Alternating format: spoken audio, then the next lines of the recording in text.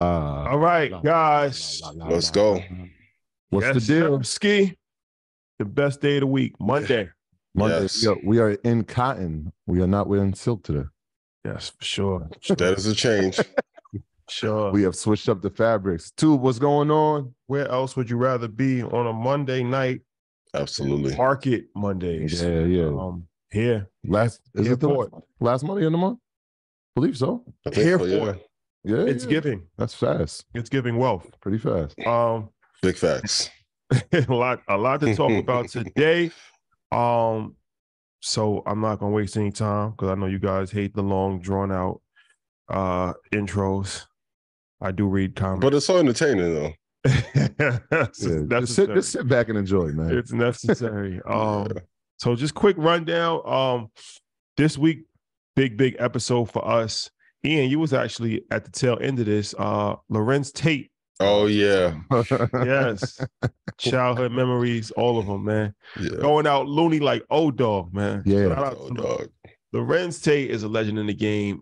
He still looks like he's 25 years old. Councilman. He's aging backwards. But it was a dope conversation, to see somebody that we grew up on damn near 30 years ago. Our whole lives, yeah. And it's still relevant to today. And it's a very interesting story because he talked about like the struggles of being an actor, as far as like, there's a lot of down periods and how the financial literacy is extremely important.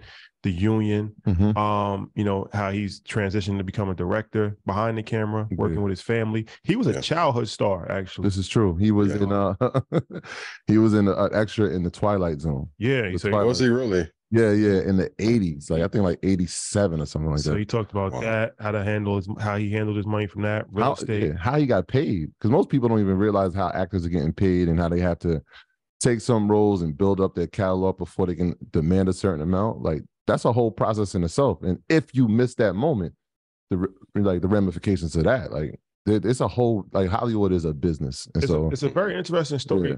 Yeah. Dope gentleman, met him. He's a big fan of what we have going on. So it was a dope conversation to have. And of course, he's in power now. So to go from Menace to Society and then 26 years later, now you're in power, speaks to the longevity that he has. And he really touched on a lot of different topics. So that's those are always good for me personally, because these are childhood memories that I have. So whenever we get to actually connect with people that we actually grew up on, it's always dope. So that's one of the ones that comes out tomorrow, 8:00. And the masterclass and work in the room too. Him and his team, super professional. All of the moment, like it's those little things. When I came and I was like, "Dang, that's O-Dog." But like the way he was like, he greeted everybody. They say like Obama does it. They make you feel like you're the only person in the room. Yeah. Well, he put that down. He's from the Chi, man. Similar to the Midwest. Shout out to the Midwest. And again, like you said, the longevity, the play. He went from O-Dog. We saw him in Dead Presidents. We saw him in Inkwell. We saw him in Love Don't Cost a Thing. Yeah. And we saw him in Love Jones. I mean, we'll talk. He talks about that in some depth. But now as Councilman Tate, man. So it's a good one. Make sure y'all got your popcorn. That's one of them ones. Yeah, I can't wait to see this one. Market Mondays is heading cross pond. Yes. We are going to London. Monsoon Reach. Get your tickets. This is one of those ones, man. Anytime that we go to London, it's a monumental moment. We're 2 for 2 right now. Yeah, going for the 3P. The first time was the networking event at Tape. That was legendary. 3,000 people outside of the club. Never seen anything like that ever. That's what they told us. Came back and sold out the prestigious, world famous Royal Albert Hall. That was an amazing situation across the board. So this time is just Market Mondays. Yeah. It's a more intimate. A lot of people were saying Invest Fest. Ian didn't get a chance to finish. They were like, yo, it's too much theatrics. Me and Travis in the mood, yo. London wants to get right to the info. So we're gonna get right to the info. So we're coming back. We're gonna be talking, we're gonna bring some local people on. We're gonna be talking about real estate in London. And I met a few Americans this weekend, and they were saying that they were thinking about going out there. It's during the summertime. Mm-hmm. It's a great time to visit London. From a tourist standpoint, yep. All Americans, you should definitely try to find a way to get out there, because if you've never been to London, you're doing yourself a disservice. It's a great, great city. You're going to have a great time. It's the perfect time to go in June. And it's vibes. I think SZA has a concert out there the night before we perform.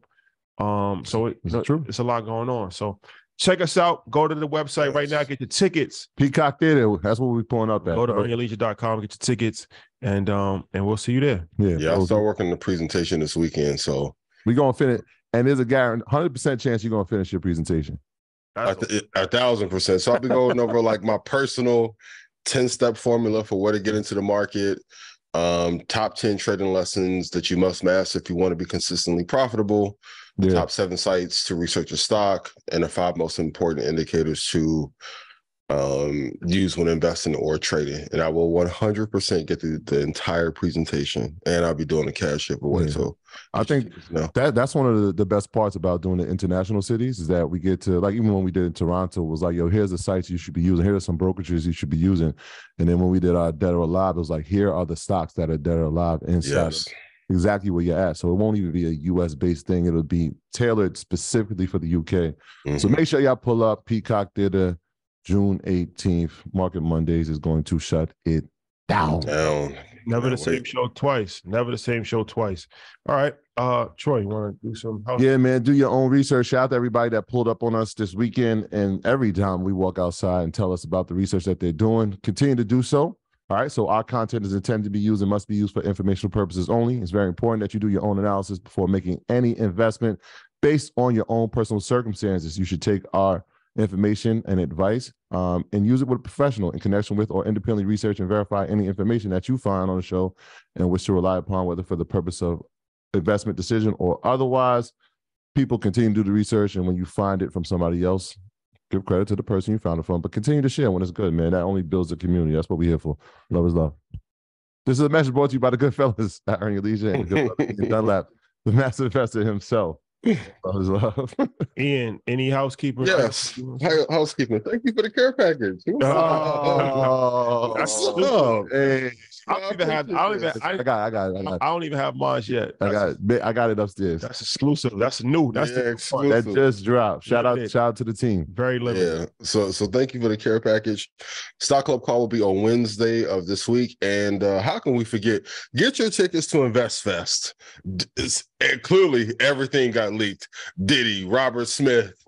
Let's go through the list of who's going to be there real quick. Speaking of, all right, we can do that because I was going to wait till you gonna wait. There is a business lesson in there, so let's do it. Let's do a couple topics and then your hooks are great, man. We'll talk about it. So, all right. So Elon Musk, yes, Tesla stock fell more than 10% after it missed earnings. He lost a lot of money. I don't know how much money he lost, but it was a record. I think it was like another record amount of money that was lost. Something crazy. So Tesla stock is down. Long story short, Tesla stock was down last week. What are 3 mistakes the brand is currently making, and what can they do to improve the company to make the stock trend higher? And Tesla was one of those stocks that during the pandemic was everybody's favorite. You know, it went up crazy during the pandemic, like crazy. A lot of people made a lot of money just buying the stock. A lot of people made money on options. Yeah. But now it's down. Its 52-week high was $336. It's around $160 now. Couple splits. So what's the deal with Tesla? The number one, and as business owners, I think we can all relate to this. You have to stop cutting prices. So if you were bought a Tesla 2 years ago and it was at $45,000 and now it's being priced at $23,000 or $30,000, not only is it going to cut into your margin, but it's going to upset your customer base that bought at a higher price. So usually, even though people don't like to pay a higher price for a business, it does extend or widen your profit margins. Number 2, I think they need another visionary there, not to replace Elon, but because of SpaceX, the AI project that he's launching now, and all the other ventures he has going on. I think he's spread a little bit too thin. And I think you need he needs a Tim Cook or a Johnny Ive in this corner. Not that they don't have great leadership there, but I don't think they don't have a visionary that is akin to him that can lead a new product cycle or newer innovations there to make sure not only are the products great, but the margins actually match up to where they need to be. And 3, I think they need a new product. I posted it a couple weeks ago about an electronic bike. They need a different product because I think, like, to me, Tesla's like this era's version of like a Mercedes in the 1990s or 1980s. I think they need one more product in another field. And I know they have the electronic vehicle truck, but I don't think on the consumer side, people have been like incredibly excited about a drop for Tesla. I think that would help them dramatically to bring the price of the stock back up and their margins be a lot better as well. And you took my number 3. I'll say that. But let's go back to number 1. Because the word mistake, I'm not sure if we should use it. Okay. Here's why. You're supposed to say, tell me more. Tell me more.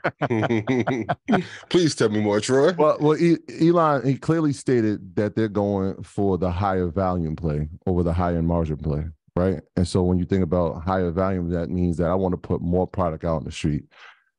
Short term, they're going to lose money, right? Because they're dropping prices. But what does a country look like in 5 to 10 years when everything has to be EV and 80% of the vehicles are yours?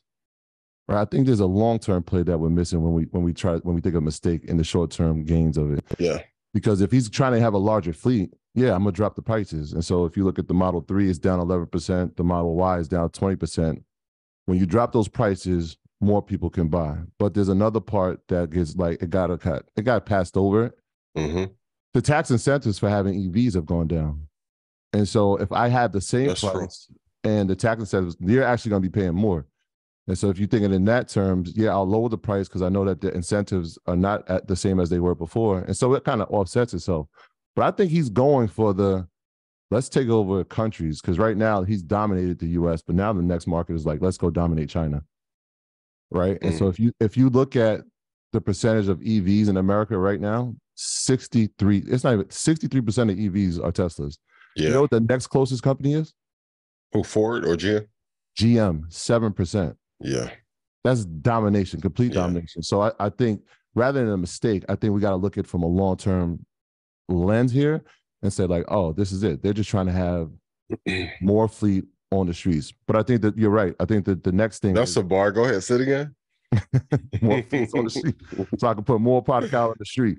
But I think you're right. I think when you start lowering prices, you start preparing people to pay less for things. And so when I start training people to do that, I think the next thing is like now introduce them to a product that is a lot less than what, the car is. And so maybe it's a bike, or maybe it's a lesser priced car, right? So when you think of cars, when I thought of this, I'm like, let's look at Toyota, right? Like the Camry is their staple car. Yeah. And most people buy that. It was the most popular car for years, that and the Honda Accord. But then they had the Corolla, right? Which was the cheaper base model of Toyota. And then they had their high-end luxury, which would be Lexus. And so if you start looking at it in terms of that, like it could be the bike or it could be a more affordable, even more affordable car. So I think that's why you kind of play with the prices to see what people are willing to do before you introduce a new product. I'm going to ask you this. Does anybody ever aspire to drive a Camry or a Corolla though? No. No, you don't have to ask. You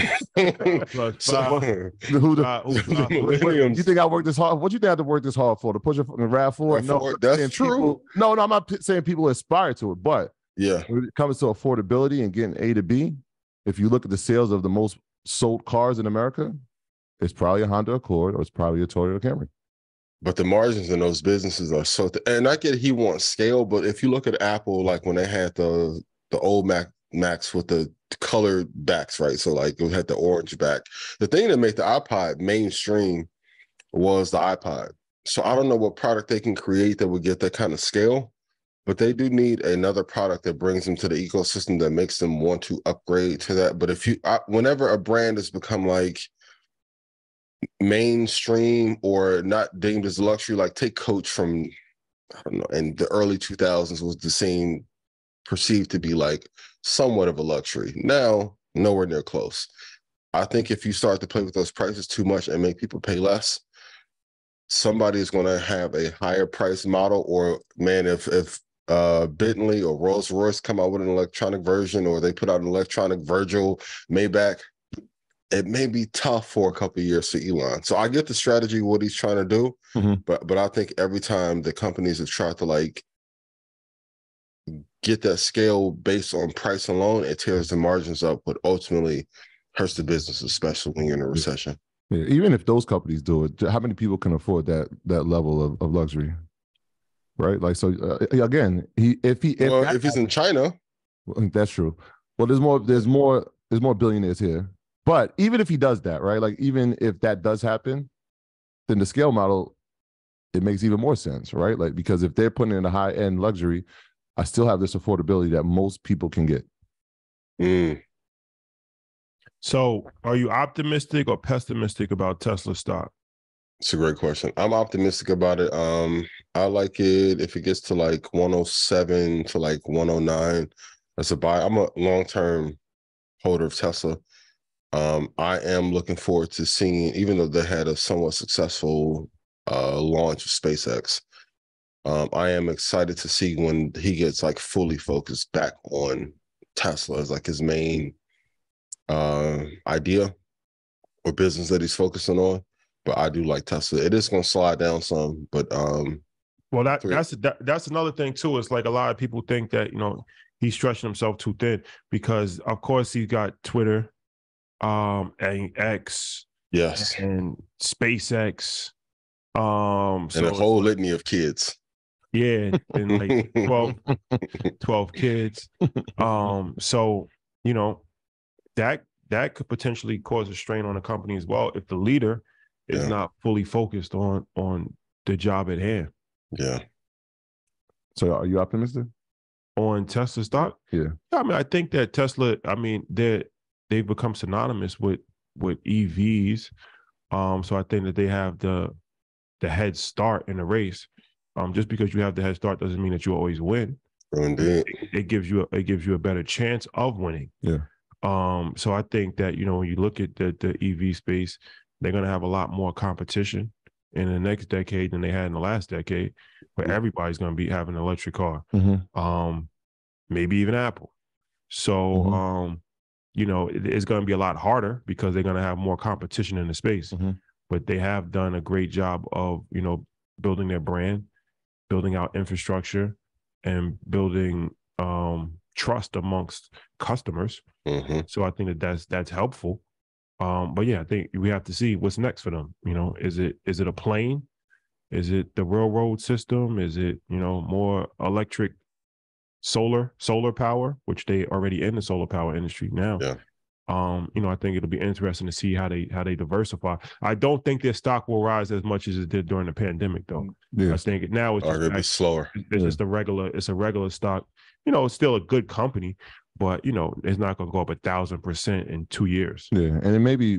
I mean, I think we all agree here. I'm optimistic as well. But one of the things when you read the reports, it was saying that they want to go from hardware, which would be kind of like the vehicles, to becoming somewhat of a software company as well. And so maybe we're looking at, when we're talking about products, we might be looking at it the wrong way. Maybe it's not a hardware, a product that they put out. It's some type of software. So I'm optimistic with it. There are some analysts who are saying that it will go up to 1,500. I will hold my commentary. But I will leave their names anonymous. But I mean, there's some reports that say that. So we'll see. We shall see. All right, let's go to this. Thanks for holding your Brian Armstrong. So let's talk about a little crypto, shall we? So Brian Armstrong, who Coinbase, yes, stated Coinbase may expand. He's the CEO of Coinbase, right? Yep. Yes. He said that Coinbase may expand overseas. So he has overseas vision, right? Right now, I think the majority are they only operating in America? There is a US version. I believe so. Yeah. That's the biggest market for them. Yeah. So now they have plans, because I believe that Binance is still the biggest brokerage overseas. Yeah, in the world. So are crypto brokerages dead in America? I think so. Now is not the time to say, I told you. I remember when we did the episode in Miami and everyone, Shadi was like, yo, do this post. I'm like, bet. And the internet went crazy, like, yo, he doesn't know. I kept saying then. He doesn't know. And here we are. Politicians don't, I told you, like, this is an active war against the Federal Reserve and the United States government to make your own currency. And if they were not going to control it, they were going to find a way to push it out. And to see Brian be that frustrated, which he's normally like level-headed. I think Coinbase is a good company. I think he's a good CEO, but I think they're up against competition and the regulatory bodies that you cannot defeat. And when Gary Gensler is not a huge fan, neither is the Federal Reserve. You have the Fed now iteration that they're putting out. They're basically telling you like, hey, you have to get down or lay down. Like if we don't own parts of it, you're not going to just run amok and then let everyone come buy crypto. Also, I mean, in addition to, I was reading a report where I think for years, 2 years, him and a few other CEOs were asking, are the coins on our exchange securities or not? And if they are deemed securities, let's take them off. They never gave them an answer. Now they want to find them. So Brian is like, the only thing I can do is go operate offshore so I can run the business how I should and not be in potential danger. So I think for a few years, until the Fed makes their own, I do think crypto brokerages are going to be dead in America for a while because they won't allow them to operate freely. Like imagine if you made a new media company, immediately it was like an 80% tax on it. What would be like? You would have to divert into another industry. They're basically telling them like, if you do not cooperate with our institutions, we're going to run it into the ground.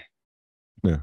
So yeah, I mean, that was it. The regulatory reasons is why. I don't even know if they have the vision. I think this is just like, this is what we have to do if we want to make money, right? Like if we can't get money here, we have to figure out where we're going to go. So they said that the company's focusing on a few countries. Number one, Brazil, Singapore, and Canada. Those are the 3 countries that they're looking at. But they also said they're doubling down on Europe.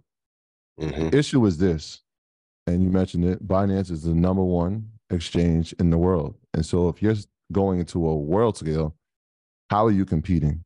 What are you going to be doing that's an incentive for people not to use Binance as an American company?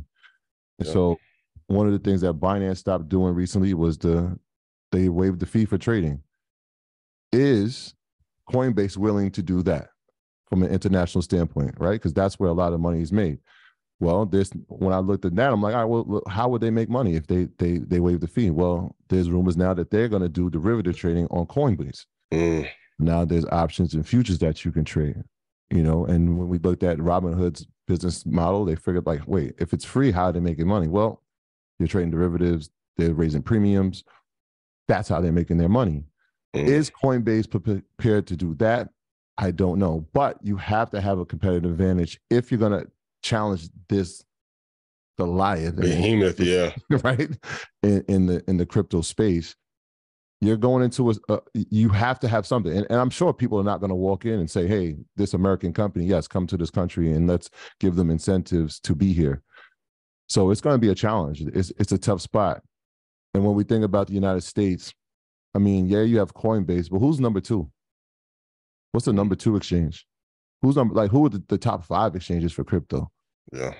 Right. I don't think there's a consistent one, right? Like some people would probably say Gemini, and there's a few others, but I'm like, FTX was one that people would have said 3 years ago. Absolutely. So FTX. I mean, it's a great lesson that if the regulatory body does not like the business that you're in, you shouldn't put money there because it's an enemy that you can't defeat. Like, you can't win. It's like Drago. You can't win. You can't win. I think Coinbase definitely, I don't think that Coinbase is dead per se, but I think that they definitely have issues. The whole crypto space has issues as far as with regulation, security, and that's going to take government intervention to really make this a mainstream wide tradable thing on American soil, at least, and probably internationally as well. And I think that that's going to take some time. But Coinbase, once again, I think that they have the advantage of being a market leader. Going back to Tesla, they've carved out a tremendous head start in America, and that's important. So I wouldn't necessarily count them out yet. I think that they still have a lot of work to do, and they have a lot of uphill battles to fight. But at some point, crypto exchanges, it will be like a Fidelity, it will be like a TD, and TD and Fidelity probably will have crypto on them. Yeah. So then what does that do to a Coinbase, right? Well, I think that they're going back to Tesla, right? At some point, there's going to be massive amounts of Hondas. There's going to be massive amounts of every other Infinities. But does that kill Tesla? Probably not. They're still a niche company. Tesla's a niche company, right? They're not making they're not making pickup trucks, stuff like that. They're very niche. Yeah, I think the biggest difference there is that the government is actually trying to incentivize people going that route.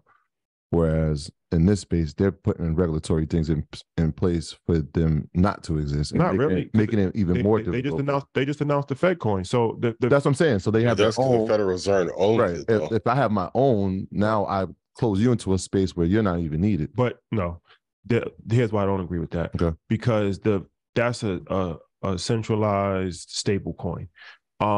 So in order for cryptocurrency, even for a stable coin to work, there has to be Bitcoin. There has to be Ethereum, right? Because there would be no space without those coins. So in order for the stable coin to work, there has to be other cryptocurrencies. So it's in the government's best interest for the cryptocurrency space to be safe and to actually thrive, because the more that is looked at as legitimate by the average American and middle America, the more it's looked at as something that is here to stay by the average American and middle America, then they feel more comfortable buying the Fed coin. Yeah, but right. But so the whole space is reliant upon Bitcoin's success, right? But do you need Coinbase, right, in the middle, right? If Binance is there, right, and they have the U.S. Binance, if that is there, and they have, even if you don't trade, right, on this exchange, they still have a coin where you can use as currency inside of it. Is Coinbase necessary? Yes. America's always going to favor American companies, especially when it comes to finance. Binance is a company that's based out of Hong Kong. Right. Hong Kong is another one of those countries. Nobody's talking about Hong Kong. Hong Kong's kind of similar. I've been to Hong Kong before. Hong Kong's similar to Taiwan, where it's kind of a gray area. It kind of belongs to China, kind of independent. So I'm pretty sure that American politicians would rather an American company than a Chinese company. Pick your poison. Yeah, I'll just play God's advocate. Is there any value in Batman without the Joker being present in the streets of Gotham? So if I can create chaos and destroy the perception of crypto, then I can come in as the Dark Knight, the banks, Federal Reserve, and provide some safety. We talked about it last year. Like, this is a planned destruction, especially during a recession. The best time to vilify any product or any personal brand around investing is when a recession is happening and everyone's losing their money. So I think it was a well-played strategy. I also want everyone tonight to go do your homework about what country mines the most Bitcoin. I'm not going to get off this point. It is not here in the United States of America. It's China, right? Russia? China number 2. Okay. So, my boy been doing this homework and putting up silk. The fabrics. Fabrics. I mean, 5 to 10 years. Do we see brokerages? Do we see Morgan Stanley? Do we see Fidelity having their own exchange inside the brokerage? Absolutely. I think they're already moving. They're trying to do it, right? So that's what I said. Now that when they just are squeezing the window even more so. Yeah, I wouldn't be surprised if Coinbase gets acquired. My apologies, Troy. No, go ahead. That's an option. I wouldn't be surprised if they get. If I was Elon, I think the market cap of Coinbase may be like 12 billion. Real quick. Of course, and then once Apple starts to get in that space, it's going to be really tough. But yeah, their market cap right now is 12.6 billion. I know Elon wants to create a derivatives trade everything company, as he should, because he's upset with OpenAI because he kind of got pushed out of that project and his influence. So I wouldn't be surprised if he takes a shot at it or if they get swallowed up. Pause for my New York, New Jersey. Yo.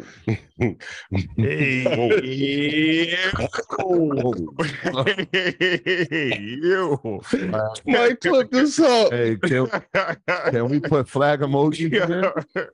All flag emojis in there. Wow. Charles Barkley has entered the building. Yo, Charles Barkley going the children are listening. Charles Barkley. Give me time out. Let me get a 20. Let me run to the boy like Kenny. And as soon as I said it, I was like, hold on, wait. So Charles Schwab may acquire Coinbase at some point. Thank you. Oh, man. All right. We will monitor the situation. So that's funny. I want to talk about Apple because they have something that's interesting. But before that, like I said, I do want to talk about InvestFest because there's a business lesson here. And I feel like there's valuable information. What camera are we looking at? In this. You need it? You need it? Well, we can if you're interested. If I'm inclined? So yes. So let me just quickly go down this lane. I can't go everybody's name, guys. Sorry, because it's too many names. But shout out to everybody. We have Justin Phillips, we got Brandon Rule, we got Ronnie Brown, we got Corey from Support Black Colleges, our friend Caleb Silver, Selena Hill, Jamel King, The God Show, Jamal Bowman, Congressman Jamal Bowman, by the way. Of course, we have the legendary Angie Martinez. We have Joy Taylor. We have Don Peebles III. That's the son who's running the operations right now. John Hope Bryant, Mike Rashid, John Sally, Jermaine Dupree, Ja Rule, legendary performance. Really? Ja Rule. Yeah. Ja Rule karaoke. That's my favorite karaoke. Matthew Garland, Junior Bridgman. He's on his way to become a billionaire, if you don't know his story. Ray Lewis, my brother Terrence J. Michael Novogratz, he's a billionaire, guys. Check. Jada Chavez, Chiefs, Jada Sheaves, sorry. Ari Fletcher, the legendary Ari Fletcher. Ian Dunlap, of all people. You may have heard of him. You may have heard of him. Of all people. Y'all. Perhaps. Steve Stout. The commissioner. Rich Paul. Y'all in for one. That's a hell of a lineup. Now you in for a treat. 19 Keys, Earn Your Leisure will be in the building. Jeezy. Hey. Motivation on the bottom of the map. Closing the show with legendary performance. Hot Cheetos will be in the building. Of course, the big dog, Steve Harvey, is back. But here's the interesting. Here's the interesting.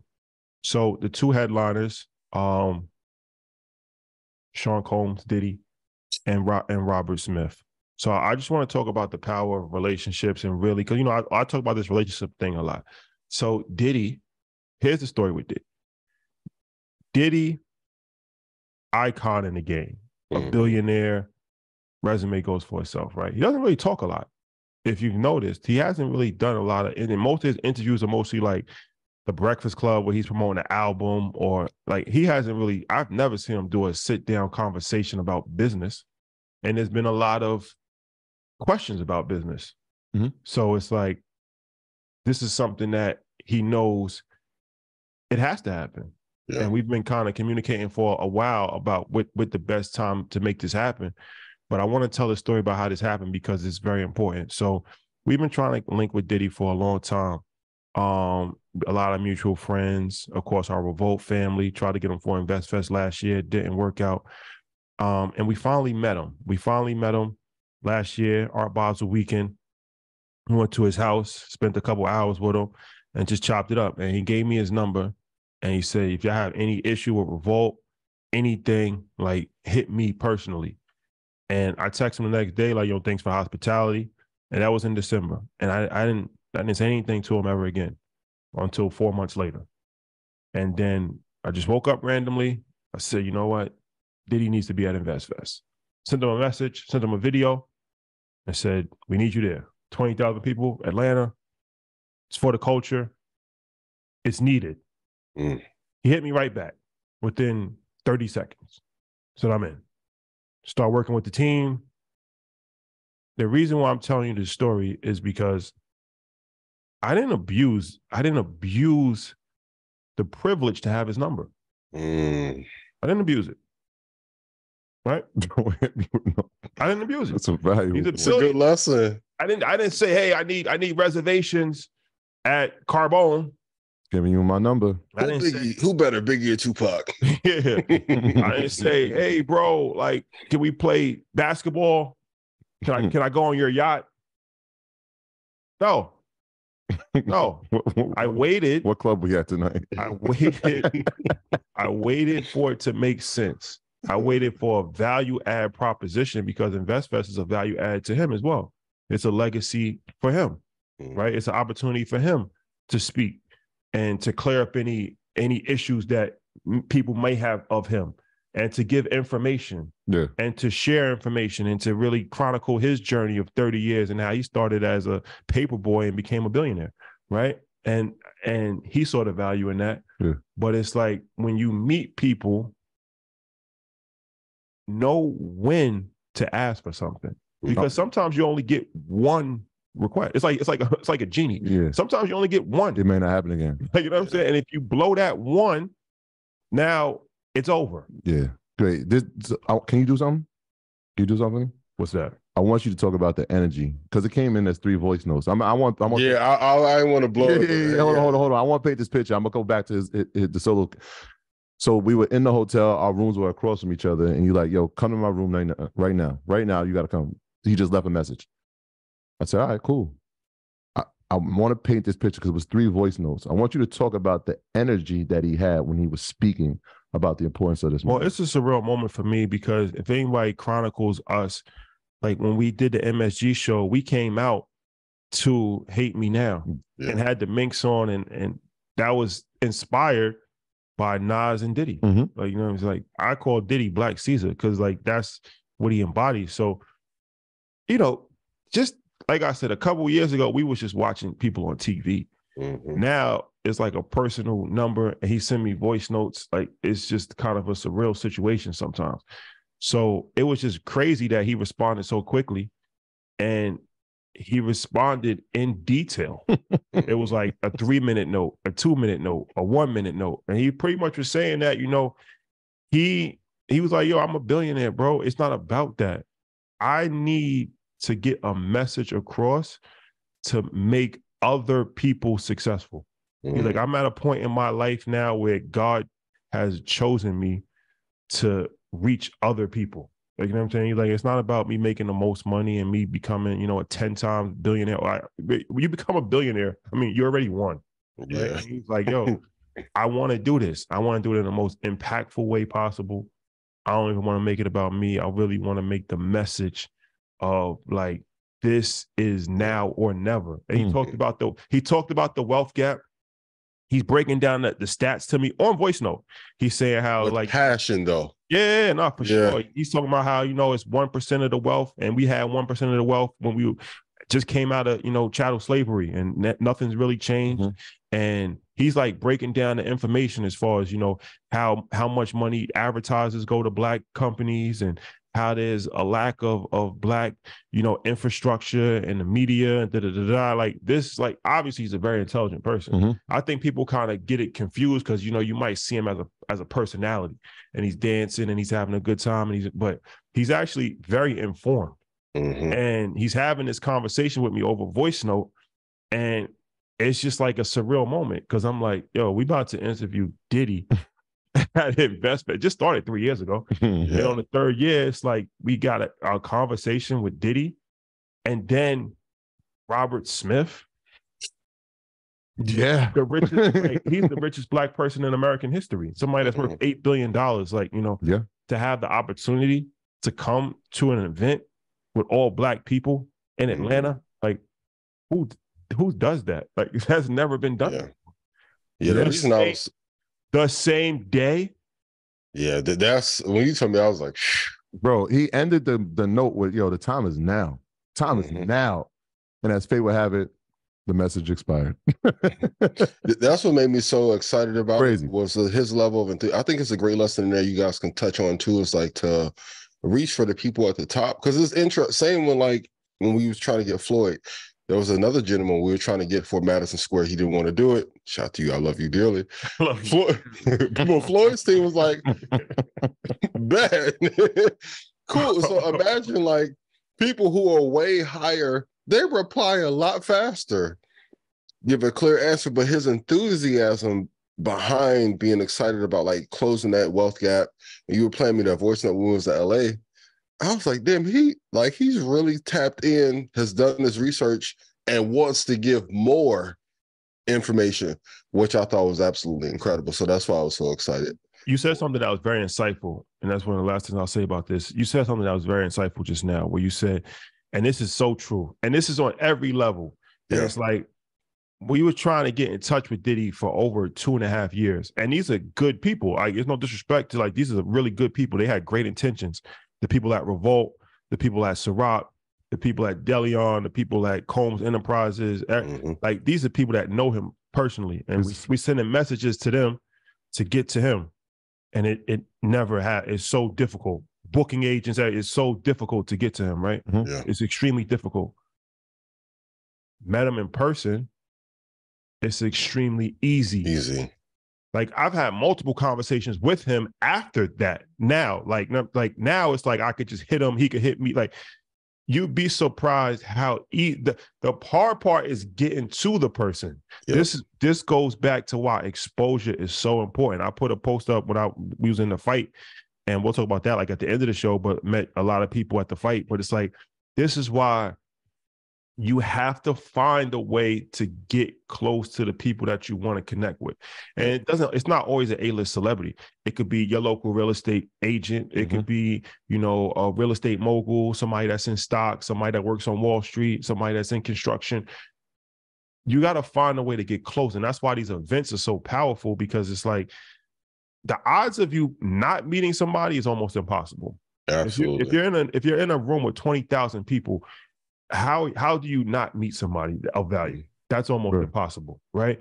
By mistake. Especially 20,000 people that pay, that's there in the summer to learn about business and financial literacy. It's not like you at Freaknik. Like, you know what I'm saying? Like, this is something. I'm just saying. Freaknik stage this year or next? A lot of valuable people were at Freaknik. So it's like, now that's so crazy though. Like, and that's crazy how life works. Like, it's easy to get, once you get to that point, now it becomes so much easier. The hard part is to get in the room. But once you're in the room, now it's like, oh, Rich Paul, what's up? Hey, that's LeBron right there. Like, hey, Ben Horowitz. Hey. How you doing? It's the same thing we always say, man. It's not the right place. It's not the right place at the right time. It's the right place all of the time. This is why you see us everywhere all of the time, because there's always something happening. By mistake, we were sitting next to people. It was just like, oh, you do this? Oh, wait, hey, I have this gold refinery. I want to talk to you guys about it. Yeah. Interesting. Let's set up a call. Hey, I have this semiconductor company. I want to talk to you about it.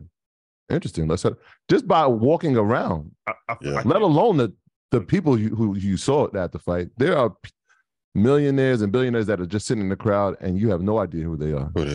That's why you have to be in the right place all the time. So, yeah. I just want to say before we finish, I definitely want to thank everybody that's on the bill, every single person. Yes. But I definitely want to thank Diddy and Robert Smith, because let's just be honest, they don't have to do it, and they're doing it. And that's something that, like I said, to have the richest black here's the crazy thing about it. There's only 10 black billionaires in America. Yep. 4 of them have been or will be at InvestFest, from Don Peoples to Tyler Perry to Diddy to Robert Smith. And we have the richest black person in American history, and Robert Smith is the third or the second richest black person in the world. Like, and I don't think we should minimize. I don't think we should minimize. Like, we have the second richest black person in the world. Yeah. Coming to InvestFest, and other conferences cannot get him. Like, that's what I'm saying. Like, if you don't come to InvestFest, God bless. I mean, God bless. We talked about we talked about billionaires, right? But like, and we told people, like, if you don't know who Junior Bridgman is, no, he's one of the ones. Like, in a year or two, we're gonna be like, oh, Junior, worth 600. Well, 600 million, I believe his. I think he's up to 700 right now. And Mike Novogratz is. He's a billionaire too. But I'm just saying, worth $7 billion. He is. Yeah. I'm just saying, like, African. Like, so if we said there's 10, like 11, it's probably going to be in the building. And think about SH in terms of what his trajectory is looking like. You're talking about, there goes another one. So there's a bunch of billionaires that are going to be in the situation. And we're working on something special. We got a few other surprises for Ian. I don't want to announce everything, like all of the lot. Like, as far the lineup has been announced, but how the lineup comes together and who and what the combination. And there's more people that we're actually working on. Yeah. So Ian had a legendary run first 2 years, and it becomes difficult to even think about how you can top these things. Those performances. But I think that we got a chance. Some of the brightest minds, and these are like not the brightest minds like on the internet. Like, this ain't no disrespect. This ain't no internet. This ain't no internet. This is real. This is real. Like, this is real. Like, you know what I'm saying? So yeah, I don't want to talk. Like I'm saying, don't call me no influencer. I'm just influential. I don't want to talk about it. But Ian Dunlap will be with some of the most influential people in the world on stage at InvestFest. Yes. Because why would he not be? Get your tickets now, ladies and gentlemen. A weekend to remember. Yes. Let's talk about Apple, if we could. Yes, please, my baby. So Apple VR headset will reportedly run hundreds of thousands of iPad apps. So this is Apple widely anticipated virtual reality headset, reportedly dubbed the Reality Pro. That's a good name, Reality Pro. Will also be compatible with Apple's own iPad apps and the hundreds of thousands of third-party iPad apps, according to Bloomberg. The headset will reportedly be powered by an external battery pack similar in appearance to Apple's iPhone battery pack. The new headset is expected to launch at Apple's June WWDC event and will reportedly cost around $3,000. Every week with something new that we talk about with Apple. Last week it was the Apple savings account. Now it's the VR headset. And I'm a big proponent of virtual reality. I think virtual reality is going to be changed sports for sure. I can't wait for that, to be able to sit ringside. We just came from a boxing fight. Be able to sit ringside. You won't get the same experiences as far as the networking, but as far as being able to enjoy LeBron firsthand, like you were sitting in Jack Nicklaus's seat, that's an amazing experience. So, okay, virtual reality, Apple, breaking news. What's the deal? How do we feel about this? Amazing. And Meta, you got to go back to the drawing board, because now with the inclusion of the apps, the app ecosystem, of course, Apple is a luxury brand. So going back to the top, we talked about a top of show. Price point is going to be around $3,000. Eventually, over time, they'll get the price point down, but it's better to start high and work your way low as a luxury brand than to start low and try and work your way high. Nobody's going to pay $90,000 for a Camry, because in our minds, it's perceived to be a lower value tiered car, right?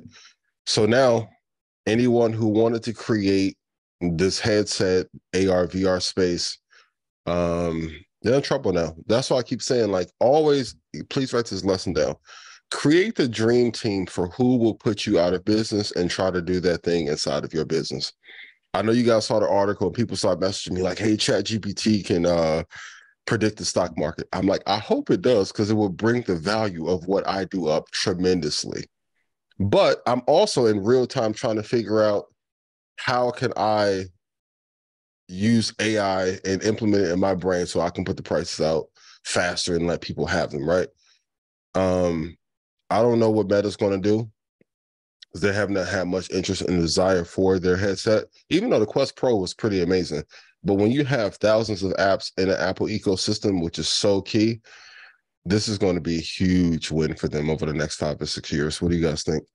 I mean, another one? I think that's the first thing I think of, another one, because most people were thinking wearables. We were thinking about the glasses. And here we are with the announcement of the virtual reality headspace, Reality Pro.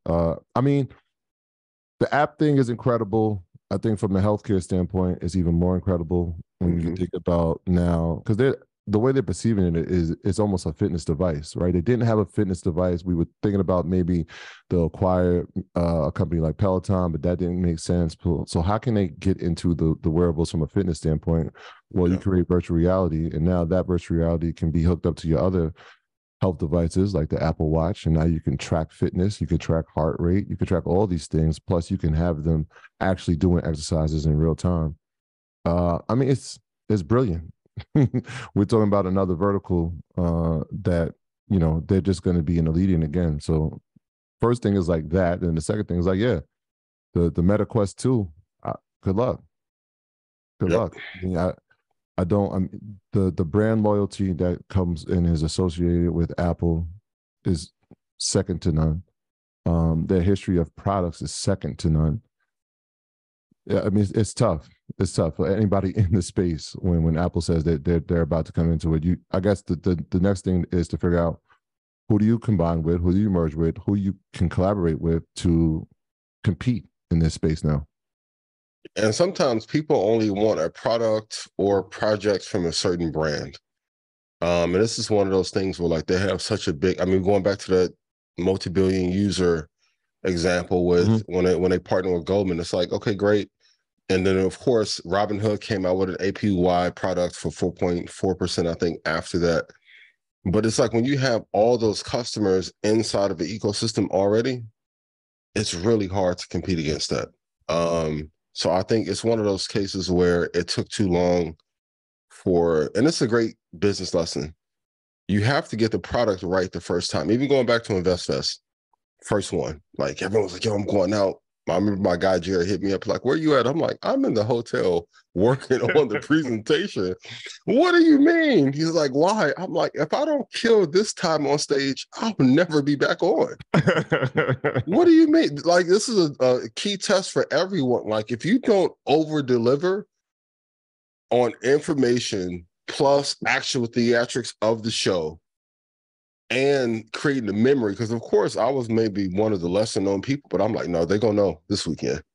So and everybody in Red Panda went crazy. Then how do I do it again for year two? Meta, when they initially launched that headset, it wasn't amazing, which gave room for a bunch of competition. And now you have the biggest player in the game who puts out a better version. What are you gonna do? Yeah, we've seen it happen a bunch of times, and sometimes being first, these are the penalties. Right? Because people get to watch the space and they say, how can we improve on it? Right. Yeah. So like when you said, people will just trust the brand. Like some people will get a Fitbit, but then there's other customers to say, I'll just wait till Apple puts out a new watch. And here comes the Apple Watch. Some people will say, hey, I'm going to get a tablet. Well, Microsoft has one. Well, I'll just wait till they create an iPad. Yep. Right. Well, so I might get a virtual reality headset. Well, or I could just wait until Apple makes one. Right. So the people who were at Meta, they were out with it. Okay. This is what you have. This is your king, right? And here we go. All right, how do we make a new improve? How we incorporate it? How do we add different verticals inside of it? And they're masterful at it. They're masterful at it. Yeah, I'm going to say it again. Apple probably is the greatest publicly traded company in the history of mankind. Like I've never seen a company go on this run where product after product is amazing. This kind of zombie-like loyalty amongst the fan base. And they are a luxury brand that most people don't see it as that, but like every phone's $1,000. This product is $3,000. They also have the subscription part in, healthcare is in play, banking is in play. Like they almost are like a conglomerate that the people made. Well played. I think we take probably out. Yeah, Apple. Yeah, they are. Yeah, I think Apple's like 8% of the S&P right now. I don't think that's ever been done in the history of like indexing. Yeah, I'll have to look into that. Yes. Tech 2 index is the vibe. Yes. Okay. I think that we have a guest. Yes. Joining us. Yes. So let's surprise. Ladies and gentlemen, hit the like button and share. We're in the second hour of Market Mondays, and we are about to get into a lot of information. What's going on? My technical brother, how are you? How are you? We gotta unmute him. I think he's muted on his side. Might be muted on your side. Well, while he's doing his mic, Ian, would you like to introduce our guest? Yes, JC, you guys may know him from All-Star Charts. So what I wanted to do is have a big technical episode where we go over some charts. JC is a technician like myself, and he's one of the few people like that I'll listen to his advice And like me, he may have some hot takes, but they usually pan out to be right. So in the second half of the show, I want to get a little bit spicy, go over some charts, and then have some discussions around gold, where he thinks Bitcoin may go, of course, Apple, Nvidia. And I think it'll be a great perspective to get another person's take on technical levels as well. How are we now? You guys hear me all right? Oh, Yes. we got you perfect. We got you perfect. And Mike Tyson punch out, legendary in the best. Come on. Come on. Legendary. So yes, All-Star Charts, one of the top online resources when it comes to technical analysis. Very, very prestigious when it comes to that. All of the charting, all you chart geeks out there, you probably already familiar. Yes. And yeah, we haven't talked about technical analysis in a while. And this is important, especially for traders. It's difficult to trade if you can't read a chart. Yes, it's true. It becomes increasingly difficult to make money that way. So, all right, this is going to be a fun conversation. I'm looking forward to it. Let's get into it. Yeah. Ian, you want to start or? Yes, absolutely. JC, Ian, y'all both co-hosts, so if you want to share your screen at any point, y'all good. Yeah, JC, I know you have some charts. I want to ask you before, yeah, you can share the screen now, but what's one or two of your favorite patterns that you like to trade the most? Right. So, first of all, I appreciate the invite, guys. While I share my screen here, let me just get this out of the way. You know, one of the things that I think gets lost with most investors is that they don't understand what technical analysis really even is. Mm-hmm. You know, they think it's you know, charts on a screen and squiggly line go up, squiggly line goes down. Like my college buddies, they're like, "Oh, JC, nobody knows what you do. Squiggly line up, squiggly line down, you make all this money. I don't understand." Those are my college buddies. But at the end of the day, let's remember what technical analysis is. Technical analysis is the study of the behavior of the market, right? We're analyzing the behavior of stocks and interest rates and commodities and currency prices, as opposed to the goods and the services in which a particular market deals. You guys were just rapping about Apple, how they're coming up with products after product, greatest, you know, publicly traded company ever, right? All that stuff. Like, it's hilarious. But what are you guys talking about? You used, I'm sure you use a ton of the products. You know, they keep coming up with new, you know, awesome things that consumers love. Yeah, great. But at the end of the day, the reason that it's the greatest stock of all time or the most valuable stock of all time is because it's been trending higher that whole time, right? Prices have appreciated. If everybody would have lost money in that, it doesn't matter how great the product is. No one's going to talk about how great the stock is, right? So here's what I think gets lost. As investors, whether you're a trader or whether you're a long-term investor, in fact, technical analysis works the longer your time horizon, not the shorter your time horizon. So the longer your time horizon, the more important it is for you to understand trends.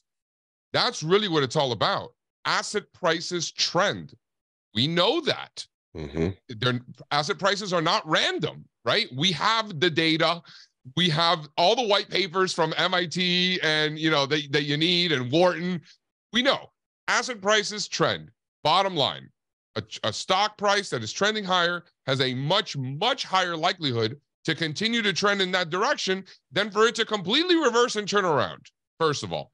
Second of all, before it completely reverses and turns around, there are signs of exhaustion that tend to occur again and again and again and again before the stock starts to fall apart, and the stock market indexes for that matter. So when it comes to technical analysis, what's my favorite indicator? What's my favorite pattern to, let's say, buy, right? If I'm looking to buy a stock, I want to buy a stock that's going up.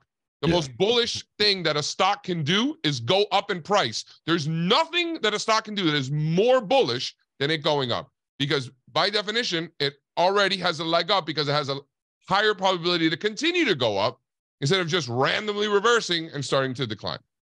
So when I'm looking at your charts, and I guess when you do it, you talked about patterns, but what moving averages do you look at or choose to use? I know Ian talks about the 72-day EMA. What are some of the ones that you like to use when you're charting? Yeah, I don't use any, really. Moving averages, you know, because what are moving averages? Moving averages are smoothing mechanisms. That's all it is, right? So when you're looking at volatile chart prices over a period of time, you could throw a moving average, a smoothing mechanism, to sort of smooth out that noise. You could be a long-term investor looking at 10-month moving averages. You could be a short-term swing trader using an 8-day and a 21-day moving average crossover. Like, there are strategies that incorporate moving averages, but there are just really ways to help weed out the noises of trends, or lack thereof in many cases. When all these moving averages keep crossing over each other, it's because there is no real directional trend. So if you're going to put a gun to my head and say, what moving average do you like the best? I don't know. I guess maybe the 10-month moving average I kind of like, because it's very slow. It's great for longer term investors. If the S&P 500 is above, it's closing above the 10-month exponential moving average, probably not in a downtrend. Like, that's kind of like one of the oldest, sort of stock market trend following systems that any idiot can follow, is just, own stocks if it's above the 10-month moving average, don't if it's not, so I guess, gun to my head, if I'm going to use a moving average of any kind, it's going to be a volume weighted average price where there actually is market memory, right? Because remember, a moving average is an invisible line. There's no actual price history whatsoever at that line. It's just literally an average of all the other lines, right? Yeah. There's no history there. But when it comes to an anchored volume-weighted average price, there really is history there. Institutions are following that every single day because it's the trader's job. If they're got to execute an order and you get a hedge fund client being like, hey, I need 10 million shares of ExxonMobil, whatever, and you got 5 days to buy it or whatever. Well, that trader is going to be judged on his or her fills relative to the average volume weighted average price, right? Like, if they're getting better prices than the rest of the market is, they're doing their job correctly.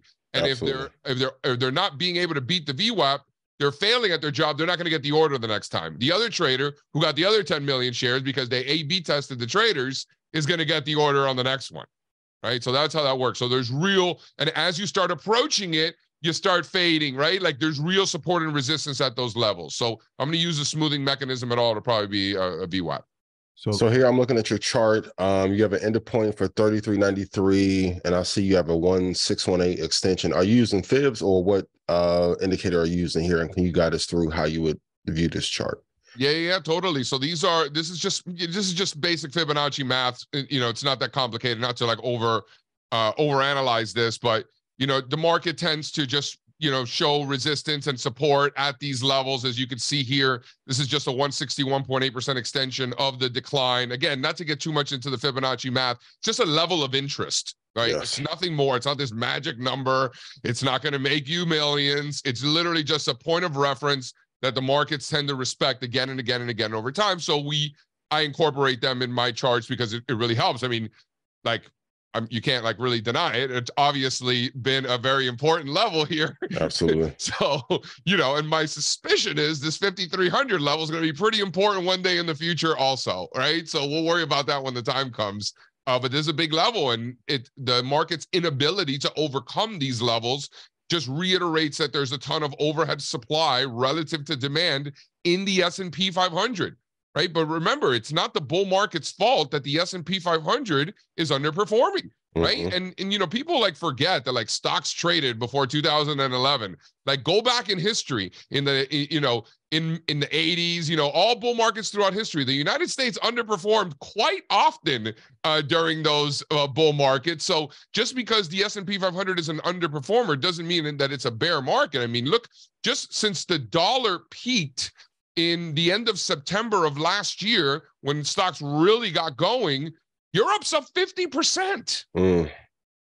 Europe's up 50%. EFO, which includes a lot of Japan, is up 32%. The All-Country World Index ex-United States is up almost 25%. That's with the NASDAQ and Dow only up 15% only, and the S&P 500 up 14%. Like, these are still great returns. Like, These are fantastic quarter. The S&P was up 7% in Q4, 7% in Q1 this year. These are fantastic returns, but they're not even scratching the surface to what you're seeing in Europe as France continues to make new all-time highs. United Kingdom making new all-time highs, Denmark making new all-time highs. Like that's what's driving things over there. And it's really comes down to composition. The S&P 500 in the United States and the NASDAQ, very tech heavy, very growth heavy. And as those growth tech heavy index, growth heavy stocks did so well for so long, the United States was the best place to be. You didn't need to be anywhere else. You didn't want to be anywhere else. If you ever did, you wish you weren't. You wish you had more United States. Like that was the trend for a long time as interest rates were falling because growth stocks were the outperformers. Well, a funny thing happened recently. I don't know if you heard, but these tech stocks and all these growth stocks got absolutely slaughtered, right? The growthier, the worse it got hit, right? But because all these other countries around the world, particularly Europe, don't have all of that growth and tech exposure, they have more exposure to industrials and healthcare and some of the consumer discretionary stocks like Hennessy, right? Like look at Louis Vuitton, Moët Hennessy making new all-time highs. Yep. Like there are other countries that are doing very, very well because of their exposure in other areas that the United States has a lack of exposure to, right? So that's why you're seeing that underperformance out of the United States, but still good returns, just not as good as the other stuff. LVMH. So I have a question about technical analysis, but this is interesting. So let's stay on this while we're here. So this is a chart. QQQ, obviously, for anybody that watches Market Mondays, that's the technology ETF with all of the tech companies, and then SPY, that is the S&P 500. So this is from the last quarter. This is from October. This is right? From the end of September when the dollar peaked. Okay, the end of September to now. Yep. So QQQ is up 15%. But yeah, explain. Can you just for a minute, because I want to move slow, because I want to make sure that everybody catches it, because some people are very advanced that watch the show. Some people just started watching today and this is their first time ever watching. So FEZ, EFA, ACWX, all of those, they have done obviously tremendously well. What can you explain what those are again? Sure. So FEZ is the Euro Stoxx 50. So this is basically the Dow Jones Industrial Average of Europe, right? Think of it like that. It's a 50% just since the end of September. IFA is developed markets in general outside of North America. So not emerging markets like China and India and Russia and anything like that, but strictly developed markets. Think Japan, Australia, obviously a ton of Europe. Those are developed markets outside of North America, also doing very well. Obviously, you got a ton of Europe in the developed markets outside North America ETF. And then you got ACWI-X. So this is the All-Country World Index X United States. So this is the rest of the world outside the United States, dramatically outperforming the United States, right? It's basically what that means. IOO is just the global ETF. VEU is the Vanguard International Equity Funds. Just to reiterate that all these non-US ETFs, except for emerging markets just are the underperformers here, which is probably the biggest surprise. Yeah, if absolutely. You told me that the US dollar would get slaughtered for a couple of quarters and stocks would do great, I'd be like, yeah, that makes sense. Stocks should be doing great. Gold should be doing great. Silver, all these things should be doing great. But I also would have told you that emerging markets probably outperform developed markets. And that would have been wrong, right? Developed markets have really been strong. And I think a lot of that has to do with that exposure to industrials and, some healthcare and some of the areas where maybe the U.S. is lacking, right? Some of these European healthcare stocks, like in Denmark, these things are ripping, like Novo Nordisk and AstraZeneca, and like these stocks are just like, woo, So let me ask a follow up if I can, because this is interesting. So, this is good information to know for anybody, but especially our European listeners, and especially the people in London. Get your tickets for Market Mondays live in London. So we've been hearing about a global recession, and economic hard times globally. We see what's happening in France. So this is interesting because this shows a kind of a different story when it comes to stocks. Can we just go back to that last screen real quick before we transfer? Where these quote unquote developed countries, as you said, in Europe and in Asia, the whole entire world outside of, let's say, third world countries in America are doing better than America. They're doing tremendously better than America, tremendously better than American stock market. That's interesting. And this is anybody can chime in on this. Is this a sign of what's to come in the next decade or 2 decades? Where, I mean, we talk about America a lot as far as its influence is waning, but I haven't heard too many people talking about the other stocks outside of the world that are vastly beating the American stocks market. Yeah. Well, I'll show you actually, so you can see it's not so much that the U.S. is waning or anything like that. It's that the U.S. has dominated for so long because of so much exposure to technology and growth stocks. Yep. And in low falling rate environments, those are the types of stocks that do the best, right?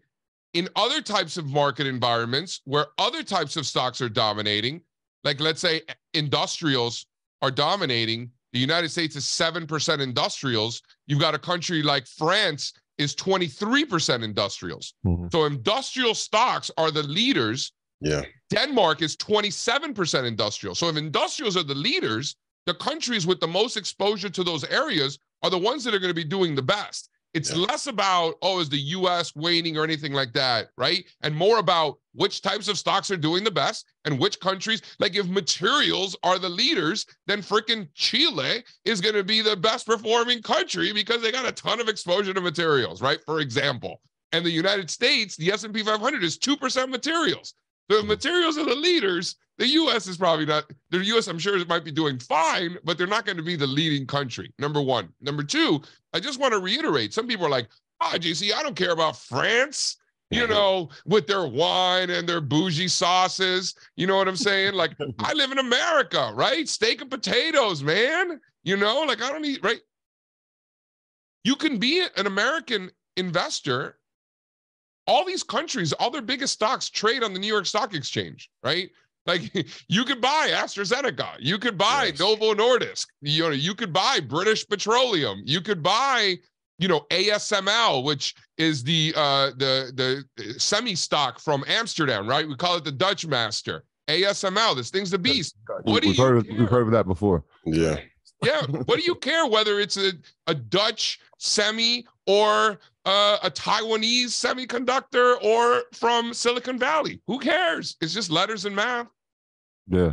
Yeah, and I think because of all the geopolitical risks, and we talked about it before, but when quantitative easing kind of went out of the window, tech got beat up as a result. Then and we said at the London show last year, studied the CAC 40, German DAX, studied the Australian market. Like you need exposure to every market just in case things don't go well. So kudos to everyone that's done their homework and found some stocks internationally that are doing pretty well. I think that's something we spoke about in Toronto too, Ian, when we were talking about look at the sectors that the countries are invested in. And when we looked at Toronto, Canada as a country, we looked at financials as the number one sector, and we saw industrials as the number one sector. So based on the country, we'll tell you which sector is important. And if that sector is rising, then that country is obviously going to be moving at a higher pace in the U.S. JC, can you go to the first chart again of the S&P? Because when I look at this, if I'm a beginner looking at technical analysis and I'm looking at this pattern, this is interesting because we're going into May, and most people, and there's been plenty of reports over the past couple of weeks, is like sell in May and go away. Obviously, because we know that during the summer, less volume. But looking at this chart here, it looks like there is a trend that's going upward. What are your thoughts, right? We see that the VIX is at an all-time, it's at a low, it's about 19.7 or a little bit below that. What are your thoughts on this trend of the S&P going into, that time of the year where most people are saying, all right, not as much volume, we shouldn't get involved. We should sell now and wait to the end of the third, fourth quarter? Yeah, I mean, look, this is a longer-term look. You could zoom into the S&P 500 here, right? And you could just see that since last summer, every time it gets to this 4150, 4200 level, it fails. Yeah, it breaks down. right? So there's an overwhelming amount of supply relative to demand. Here's your anchored VWAP from the all-time high. So technically, the average buyer of the S&P 500 technically is in the green, slightly so. But that doesn't change the fact that we're in a long-term, I shouldn't say long-term sideways trend, maybe an intermediate-term sideways trend since last summer, right? Right near these key levels. And I think that the ultimate resolution is higher. And the reason is not because of some voodoo that we're doing on this chart or Fibonacci and technical analysis. It's just when you look at the rest of the market, are more and more stocks going up?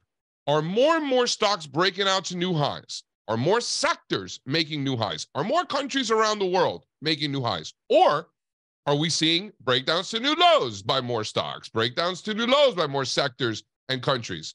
And the answer is, quite obviously, for the last 10 months, we have had the majority of stocks going up, not down. And in bull markets, what happens? Stocks go up in bull markets. They've been doing that for 10 months. You can argue that this is a bear market rally. You can argue, like me, that this has been a bull market all along, right? Yeah. You can make either of those arguments. It actually doesn't matter. The fact of the matter is stocks have been going up for 10 months. So now the question becomes, what are they going to do next? Are they all of a sudden randomly going to stop going up today and start to go down? Or are they just going to keep moving in the direction that they're heading in, like historically they tend to, right? Yeah. And my bet, because there's no evidence whatsoever at all that stocks are massively about to roll over and completely crash, they could, and we could start seeing some of that evidence this afternoon. I don't know, right? My crystal ball's in the shop. We'll find out. I'll let you borrow mine. As of right now, there's no evidence whatsoever that stocks are going to randomly just decide today to turn around and go down. Again, they could, but there's no evidence yet, number one. Number two, regarding the sell-in may go away, while historically stocks tend to underperform. So the best 6 months of the year are from November to April, right? And we're just finishing up April. So the best 6 months of the year is coming to an end. Doesn't mean that stocks can't do well in the summer going into the fall, right? So sell-in may go away, but you have to remember to buy in November, or, get yourself sober and buy in October. What do they say? Buy in October, get yourself sober, whatever it is, that's down the road. But in pre-election years, that's less precise, right? Pre-election years tend to be the best year of the 4-year cycle, and that sell in May and into, the worst time of the year tends not to be at all, and tends to continue to be like if the best 6 months of the year were to continue. That's how pre-election years result. So that's what this looks like here. And then when you take the composite, so this is every year going back to 1950 for the S&P 500. It's every year, every pre-election year going back to 1950. And all of the third years of every decade for the decennial cycle. So all 3 seasonal cycles combined into one composite. That's what this looks like for 2023. So seasonality-wise, we should be going from the lower left to the upper right. So far we have. Stocks are doing great this year. Gotten off to one of the greatest starts in the history of the stock market. People cannot be more pessimistic and bearish. I don't know what everyone's so scared about. Like the big money poll from Barron's this weekend, 6% were bullish. Really? That's crazy. 6%. And then JP Morgan's investor poll from last week, less than 1% of people who voted, less than 1%, 0.5% of people who voted think the stock market, the S&P closes higher this year, less than 1%. So, stocks keep going up, and people, I don't know what people are so angry about. And then another thing I'll show you is that when you look at the commercial hedgers, this is this comes from the Commitment of Traders report. Chart. Yeah. How the smart money, quote unquote, is positioned, and how the dumb money is positioned. And the hedge funds, the large speculators, which historically are great contrarian, right? You want to take the other side when they're a consensus. You know what they're doing? They are the most short the S&P 500 that they have been in over a decade. Yeah. So I will happily take the other side of large speculators like hedge funds. The Barron's big money poll, only 6% are bullish, and JP Morgan's investors, less than 0.5%, think the market closes higher this year. We're very aggressively and have been taking the other side of that. How often are you referencing that COT report on the future side? And also, like, gold is normally from 174 to like 194 in resistance. Do you think that gold is going to slide down, or do you think it'll break above resistance and hold steady? Yep. So to answer your question about the COT report, we look at it every week for changes. You know, for the most part, we ignore it. We only care like at extremes. Yeah. When they're at extremes, that's when I'm interested, right? In this case, quite the extreme. So it's interesting, right? And it's right in line with all the other data that we're seeing, that stocks keep going up. And not only are people angry, like, you know, they're like, not only are they upset that stocks are going up, in a lot of cases, they're just like closing their eyes, like it's not happening, like pretending it's not happening. Like stocks have been going up for 10 months and people are asking me when the bear market's going to be over. I'm like, what are you like, what kind of serial killer thinks looking like at different data? Yeah. And then to answer your question on gold, you know, a great example, you know, like Europe, that has done nothing for 20 years, right? Europe, more than 20 years, right? No progress since the tech bubble burst out in Europe. And now they're just getting going. In gold, no progress since 2011 when gold prices peaked. And, you know, so they haven't even started to get going again. This is really a massive base. We had an all-time weekly closing high a couple of Fridays ago. You know, I've done a lot. I've studied markets for 20 years. You know, in downtrends, you don't see a lot of new all-time highs. You know, so I would look at that as constructive. Like I said, you know, like we started the show, most bullish thing an asset can do is go up in price. New all-time highs tend to come before more new all-time highs, which historically come before new all-time highs. So if we are above, call it 2,000, I think is a pretty good level just for, you know, every investor to kind of keep in mind. If there's a 2 in front of gold, I think you got to own it. It's got to be a part of your portfolio. If it's below 2,000, then, you know, it's still messy and maybe needs more time. But to me, that's the level, 2,000.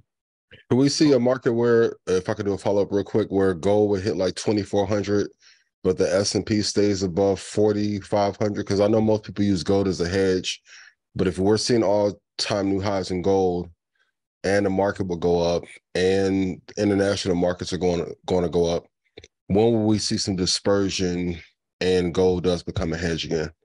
Yeah, I mean, listen, I've never seen any evidence at all that gold is any hedge, maybe against profitability, perhaps. You know, I mean, for 10, 12 years, anybody made money except for gold investors. Like you could have bought Bitcoin, you could have bought stocks, you could have bought bonds. Like everybody's making money except the gold bugs, right? But it gets back to what we were talking about before. There's a time and a place for everything. There's a time and a place for tech and United States stock market. There's a time and a place for industrials and financials, and other countries have more exposure, like healthcare, for example. And there's times where healthcare is an underperformer, and there's a time where tech. So there's a time and a place for everything. Same thing with precious metals, right? Doesn't mean that you think the world's going to come to an end. In fact, in the 2000s, in the mid 2000s, we were in a raging bull market for stocks. Raging bull market, one of the greatest bull markets of all time. Earlier in my career, guess what? Gold was going up too, and gold was actually outperforming the stock market. So as great as stocks did from, let's say, 2002, 2003 up through 2007, gold did even better, right? So why can't that happen again? Like, you know, it doesn't have to be one or the other. In fact, I think the correlation remains relatively positive because all we've seen is a strong negative correlation between the US dollar and equities. So if the U.S. dollar is rising, stocks tend to be under pressure. And if the U.S. dollar is rising, then gold's probably not doing great either. But if the dollar's falling like it has over the last couple of quarters, stocks have proven that they're going to do well in a falling dollar environment, and gold has certainly proven that it's going to do well in a falling dollar environment. So I think they both move up together, actually, is the bet that we're making, number one. Number two, if you take the dollar out of the equation altogether, and you look at gold price in other currencies, like Japanese yen, like British pounds, gold is already making new highs. In fact, I want to show you the chart. Gold is already making new all-time highs. Here, let me just pull it up quick. You're looking at GOD? Here's gold price in USD, and then here's gold price in all the other currencies. Look at the 2011 highs, price in the dollar. And then look at the 2011 highs, price in yen, euro, British pounds, Canadian dollar, Aussie, and you could go look at South African rand. You could look at a price in Indian rupee, go across the board. They're all going from the lower left to the upper right. So to me, it's inevitable that price in dollars does the same. This is actually a lot of valuable, very good information. Absolutely. Hit the like button and share. Everybody that's watching on YouTube. I have a few questions, actually. This gold chart is pretty interesting because this is a bad chart for 10 years. It not only did it do nothing, it lost money drastically, then took a very long time for it to break back even. So that's interesting as far as the goal. So you said something that was very insightful. You said that there's a time and a season for everything. I'm paraphrasing it. A lot of people think that you should hold gold like forever, long term. You don't agree with that? No, not at all. That's proven to be a bad idea. Right? Like there's a time to own gold and a time to not own gold. It's been a time to not own gold for a long time, right? Yeah. But now it appears to be a good time to buy gold and gold stocks. So here we're looking at all of the components of the Philadelphia Gold and Silver Index. So this index is old school. You ask any old school gold bugs, this is their Bible right here. So these are the 30 largest gold and silver stocks and where prices relative to a moving average. So you asked me before about moving averages.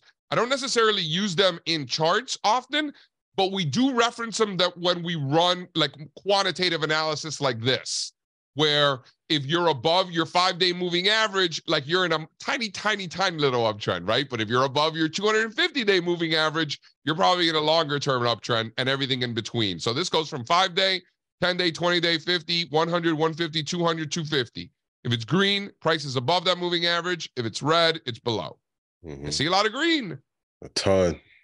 Green means go. Can you go back to the chart with the political cycle? Yeah. And that's what I'm saying about gold. Gold has long down periods as well. I think from 84 to 2001, gold was flat or relatively down. And then it had a huge takeoff from 02 to 2011. Yep. So for everyone who's looking to invest in gold, this is the historical pattern of gold. It'll have long periods of a bullish run, and then it'll have 5 to 10 years where it's just flat or declining. Yep. Can we just go through this a little bit slower for everybody? Sure. So this is the 4-year presidential cycle. You got your post-election year, which was 2021. This is based off of historical information. This goes back to 1950. This is historical information, how the stock market has done over the course of presidential cycles.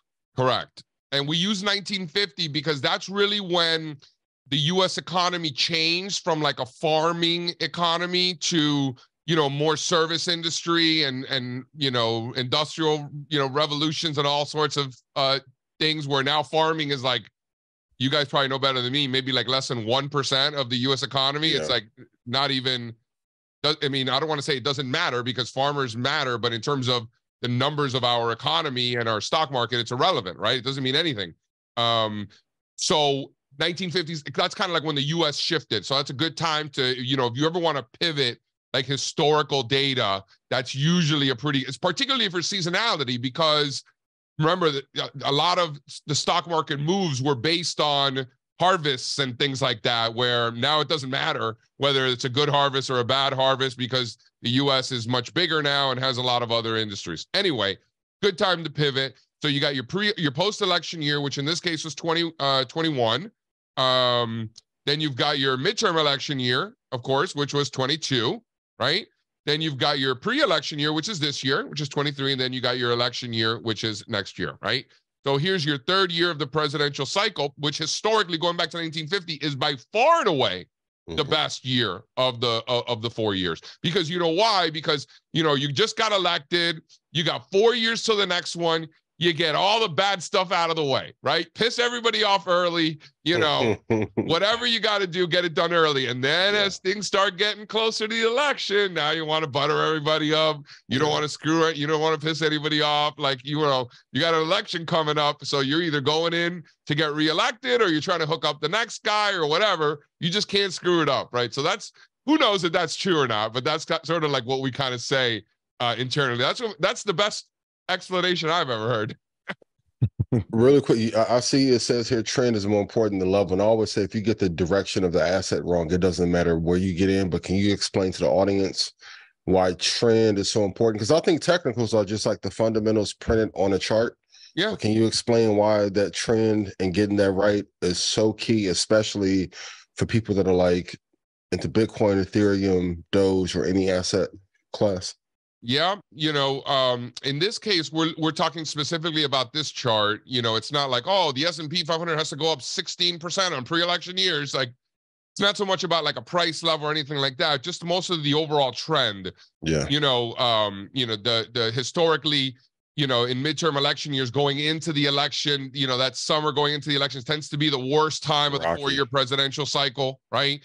And then you get into the fourth quarter of the midterm years, right after midterm elections. That's when stocks really kick off. And sure enough, stocks have done great. Just because the S&P 500 has underperformed doesn't mean stocks haven't done great, number one. Number two, S&P 500 has done great, right? 7% in the fourth quarter, 7% in the first quarter. Those are great returns. That's great. Compared to the rest of the world, really underperforming, particularly developed markets. And now the S&P 500 should be playing catch up. Right. So which is when I look at charts of the S&P, my suspicion is that it's going to break out. Number one. Number two, I just wanted to follow up, and you can ask a follow-up question, but I just wanted to explain. It's not just like, oh, well, GC says that pre-election year, so stocks have to go up. No, it's not about that. It's about putting that into context and setting the stage. Historically speaking, stocks should go up. Now let's go see if that's exactly what's happening. So when you look at the largest weighting of the S&P 500 is technology. Tech is 26% of the S&P 500. Mm-hmm. And Facebook, Tesla, Amazon, Google, none of those stocks are in the sector. None of those are tech stocks. Google and Facebook, or now they call it Meta, the kids these days, Meta and Google, those are communications. Yeah. Tesla and Amazon are consumer discretionary stocks. Yep. So these aren't even tech stocks. So just tech alone is 26%. And then you got all those. But let's just focus on tech. How is this resolving? Looks to me like it's resolving higher. So if this is resolving higher and it's over a quarter of the S&P, is the S&P going to go lower? Right? And when you look at healthcare, which represents 14% of the S&P, this looks pretty healthy too. It looks like it's going to break out. And if healthcare is breaking out, you think S&Ps are going lower? So if tech's breaking out and healthcare is breaking out, that alone represents 40% of the S&P 500. Are S&Ps falling in that environment? And then, by the way, healthcare represents 20% of the Dow Jones Industrial Average, which is the most important stock market index in the world. Yeah. And when you look at the advanced decline line of the Dow Jones Industrial Average, in other words, what are the stocks in the index doing, and combine them all together, they're at all-time highs. You just took my question, and I was looking at the sectors, and I'm glad that you brought up how much technology is weighted inside of it. But for this year, and let's forecast for the next second half of the year, is there another sector or another couple of sectors that we should be looking at as far as trends? I know you talked about healthcare and technology now. Energy is up nearly 2% this year so far. Is it energy? Is it industrials? Are there some other sectors where we can find some gains? Well, so to me, energy is still a waiting game. I'll tell you why. Because energy still hasn't broken out. So this is the energy sector index. And just look how it's still below the 2008 highs. Mm-hmm. See that? Yep. So energy still has work to do. When it decides to break out, I'm all for it. I think the bigger picture trends, look at oil services, for example. These are like Schlumberger, Baker Hughes, Transocean. Those are the names in oil, in oil services. And notice how oil services got hit so bad, guys, so bad over the last 15 years that the index is below the lows after the tech bubble burst in 2002. Yeah. So think about that. So we're not like below the great financial crisis lows or below, like we're below the lows from 2002. Like after that crash, we're below that. That's how bad it's gotten for oil services, where you had a company like Transocean used to be $150 billion market cap. Now it's 2, right? So these are babies in comparison. So, you know, if you start to see oil services getting finally above those levels, that would be impressive. You know, these things like, look at Schlumberger, below overhead supply. Halliburton is a mess. Transocean is a mess. Baker Hughes is below overhead supply. These are the types of stocks in that index. And you look at the explorers and producers now, and same thing, you know, stuck below overhead supply, kind of a mess. You know, if I'm going to be in the space at all, I like Occidental Petroleum. You know, this is Warren Buffett's really been buying this very aggressively. Warren Buffett now owns over 30% of all of the stock, and he just got approval to buy up to 50%. And when you look at all the filings, because we track the filings from the, you know, from the insiders, every time it dips below 60, he buys. Every single time over the last year. It's insane. In fact, when it dips below 60, like internally in meetings, are like, yo, you think Uncle Warren's buying right now, yo? You think he's buying? And then sure enough, a couple of days later, filing drops. Be like, see? I'm telling you, he's got a technical analyst working for him. I'm telling you, I'm convinced. I know. So, no, go ahead, Troy. No, I was going to say, Ian, nickels are dead or alive for the energy sector. I mean, and also, too, like when futures went negative in 2020, of course, it's had a hell of a bounce since then, but it didn't break out as much as I thought it would to get back positive. So even when we talked about energy, I've always have kind of steered away. I like them for some swing trades, but, you know, like long term, I wouldn't hold energy. I do have. I mean, listen, look, Canadian dollars tend to move historically with crude oil, right? As you can see here, crude oil and Canadian dollar futures move closely together, and you got commercial hedgers, you got the smart money buying, right? So, you know, that's something. That's 75 levels, the level for me. If oil's above 75, you know, I think, you know, you could be in energy stocks. I mean, I like to see a breakout in the XLE to see it really get going. We haven't seen that quite yet. But you're seeing relative strength out of ExxonMobil. That's good leadership. I think inevitably it comes. You could be a little patient. I don't think you're going to miss it tomorrow. But if we're above 75 in crude oil, it's okay. Are you looking at the futures prices first, or are you looking at the stocks first? Because I trade futures myself. I always go based off futures because I feel like they determine price a little bit better. But what about you? Are you looking at XLE first, or are you looking at CO to determine? I'm looking at both. You know, look at crude oil futures up here in black, and then here in blue, you could see energy relative to the S&P 500, right? They tend to move together. So for me, it's a weight of the evidence. It's not one or the other, it's both. So when I see a 40% correction in crude oil futures, and I see energy relative to the rest of the market kind of hanging in pretty good. Yeah. Right? As you can see here, like to me, that's pretty impressive. So, you know, that's why, like, you can't have one without the other. Like, you can't be trading gold miners without looking at gold. You can't be trading energy stocks without looking at crude. You know what I'm saying? Like, you know, it's all in the family. So it doesn't necessarily mean you need to buy crude oil futures. You could, you know, I personally rather be in the equities because the equities are outperforming, you know, and I like to be in the outperformers. You're going to get, you know, but if you want to be in the futures, if we're above 75, I don't have a problem with it. Follow up for you. I know you've been studying technical analysis for 20 years. If you can go back to day one, what are like 3 lessons that you wish you knew from the very beginning? I know it's loaded. Seriously. Always have a stop, right? The biggest losses always start with small losses. I know. You know what I'm saying? Yeah. Have a stop. Every time. It took me too long to learn that one. Would have saved me a lot of money had I learned it earlier. That's what percentage would you have your stop loss at? Well, it's not so much a percentage as it is where the market would prove your thesis to be invalid. Okay. Right?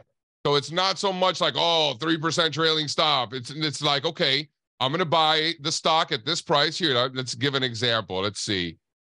Let's just use Alamos. Okay. Or Alamos is kind of taken off. So let's use Wheaton Precious Metals. All right. So here's Wheaton Precious Metals. The thesis here is that this stock is going to go higher towards 70 if we're above those 2011 highs. If the stock's above the 2011 highs, we own it. And we think it goes higher. Now, what happens if the stock is not above the 2011 highs? Well, in that case, our thesis that if it's above this price, it's going to go higher is invalidated, and therefore we should not be in the trade. So in this case, I would set the stop right below 47. Gotcha. Okay. So whatever that percentage works out to where the price is today, so be it, right? So then I calculate that, right? So let's say it's 5% below the current life. Like forget the stock. Let's say it's 5% below the current price, and I can make 40% if I'm right. Well, that's an 8-to-1 risk reward, reward to risk ratio. Yeah. That's good enough for me. Yeah.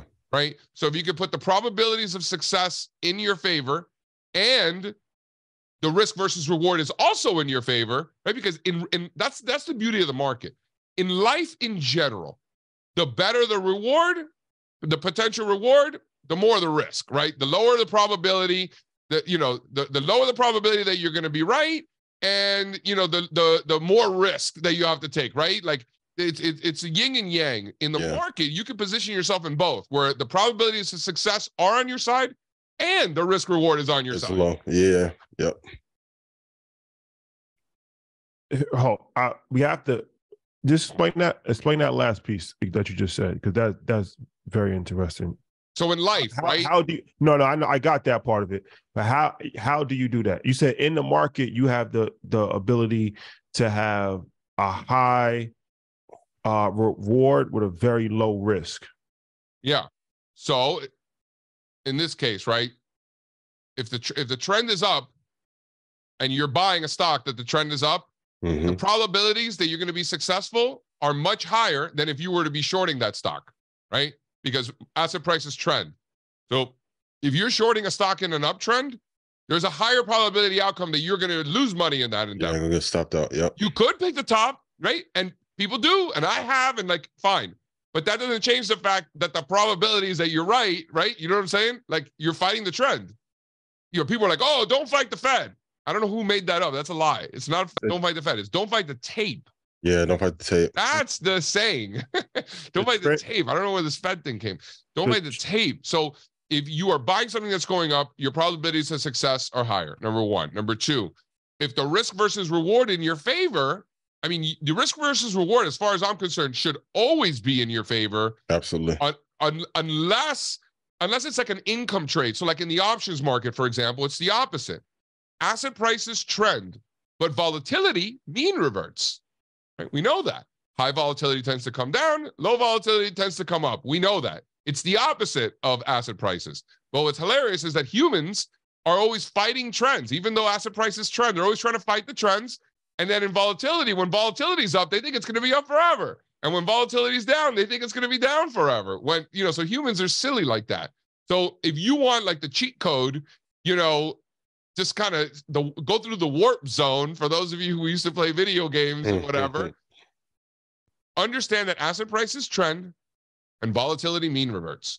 So in the case of volatility mean reverting, if you're selling like a strangle, for example, your probabilities of success are going to be very, very, very high, but the risk versus reward is against you, right? You're putting up more money to make a little bit of money, but you're putting in 10,000 to make $500. Yeah.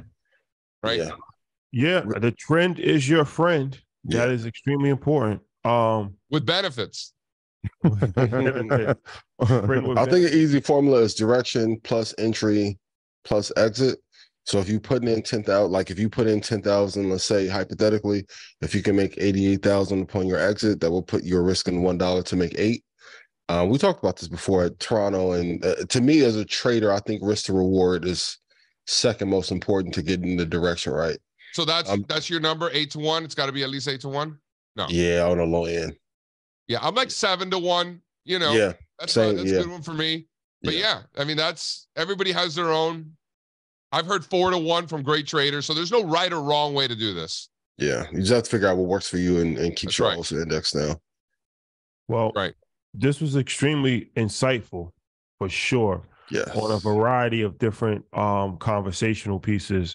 I thought we was just going to be talking about technical analysis, but we had a great conversation about. This is technical analysis. Well, yeah, no, for sure. But I mean, just even the goal conversation, the international conversation where it's all based on technical analysis, but it also is a broader conversation about just the economy and the way that stocks are moving, which, like you said, I mean, it all comes down to technical analysis as well, as far as taking the emotion out of it and just reading the charts and seeing what works currently and what is not working currently, and not trying to convince yourself that something that is not working is going to work, or something that is working is not going to work based off of emotion, taking the emotion out of it and just looking at the information that's on the charts. Yeah. JC, I wondered, and just off the top of it, obviously a master at technical analysis. At any point, do you look at the fundamentals, or is it strictly technicals? No, as far as I'm concerned, the less I know, the better.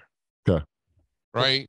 Because, you know, a lot of people, what happens is they fall into these rabbit holes where they spend so much time trying to learn a stock, and they spend so much time, so much sunk costs, you know, weeks, months, years in some cases. So for them, they cannot possibly comprehend have wasted all that time and, you know, just like moving on to another stock. You know what I mean? Like, it's like, all like, so people get like stuck and brainwashed with this company because they already have so much time and effort invested in that particular stock.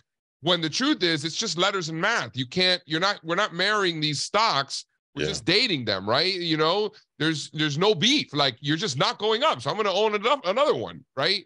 So that's number one. Number two, people are like, well, JC, you could use fundamentals and technicals. It doesn't have to be one or the other.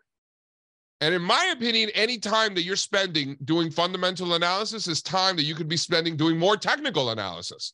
So the opportunity cost in reading bedtime stories, to me, is just too much, right? Like, we're grown adults. You don't need to be told stories to go to sleep at night like you're a 3-year-old girl. Like, read your Mary Had a Little Lamb or whatever, you know, to your daughter, your son, or whatever. That is fantastic. But as adults, as investors, do I care that Occidental Petroleum, you know, just got this new drill, you know, in this random country, and they found more oil? Like, I'm just making things up. I know nothing about Occidental Petroleum, as you could tell. So I don't know about any of that stuff. I don't want to know. But I'll tell you this much: I bet you Warren Buffett did his homework, right? I bet you he knows what they're doing, considering he spent $11 billion buying their freaking stock. I bet he's done the homework. So guess what? That's good enough for me. So then I decide, okay, Uncle Warren likes it. Let's see if it's going up. And sure enough, it is going up. And there's a well-defined risk level where it's below 58. We don't want to own it. So I only got a couple of points of risk, and I could potentially make 30, 40 points of upside. That becomes a 20-to-1 risk reward. Now we're talking. And I know less than nothing about oil drilling. I know less about drugs, you know, drug manufacturing. I know even less about Taiwanese semiconductors, right? I know nothing about lithium batteries, right? I know.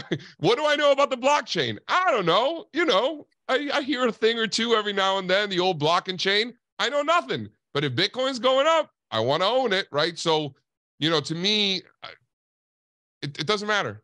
It doesn't matter. Less I know, the better. Speaking of Bitcoin, a couple of investors have it going to 125 and 150 over the next 5 years. What do you think about, if you're charting, what do you see Bitcoin maxing out at? $1 million in 2 months. 2 months from now, it's going to $1 million. You Of course. You get the memo? Of course it is.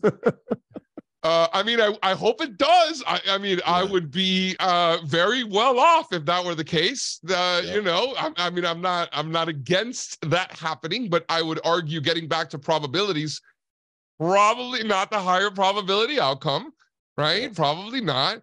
Yeah, 120, 130, that's probably a good stop for me. You know, if these levels hold, right? So what are we looking at here? We're looking at Bitcoin and Ethereum finding support at former resistance, right? These are the former cycle highs, right? That's where we peaked at the end of 2017 when your drunk uncle on Thanksgiving's asking you how to buy Bitcoin, right? Remember that? That was this. My high school buddies texting me, hey, which cryptocurrency do I buy? Not, should I be buying cryptocurrencies? Specifically, which ones should I be buying, right? That's when you knew. So that was here. We all obviously came down tremendously, ultimately broke out to new all-time highs after COVID. And then from last summer until recently, those prices have really been ironing out a bottom at those former highs, right? Yeah. So that's what we like to call, in the technical analysis community, we call that polarity, where former resistance turns into support. And that's exactly what we're seeing here in both of them.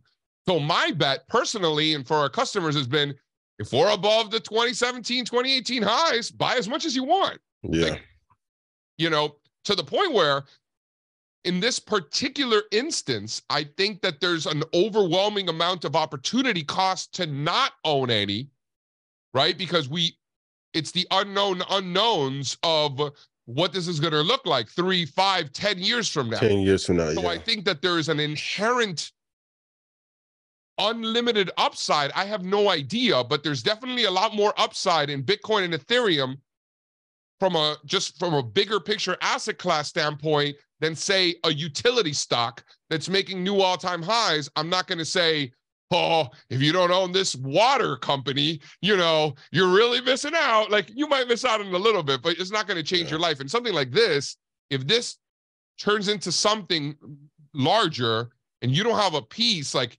you're essentially short. You're gonna, right? You're gonna FOMO. You know, it's just not a good situation. So regardless of whether that was the case or not, I still like it long against the former cycle's highs, but I think there's an inherent additional risk of not owning any in this particular asset class. So for me, it's very simple. If we're above those former highs, I'm in, very aggressively so. And if we're not, there's a bigger problem, and I want nothing to do with the asset class. Yeah, I just put on the 1618 after the all-time high. That has it at 110,106. So yeah, if you miss out from the 20s or 27,000, it goes to 110. I think some people are going to pull their hair out. So, but it goes back to that point of, once you know the direction of an asset, just to be long it for a long period of time. And I always recommend 5 to 10 years. Is there like a holding period that you prefer or recommend, or that you tell your investors to hold on to an asset?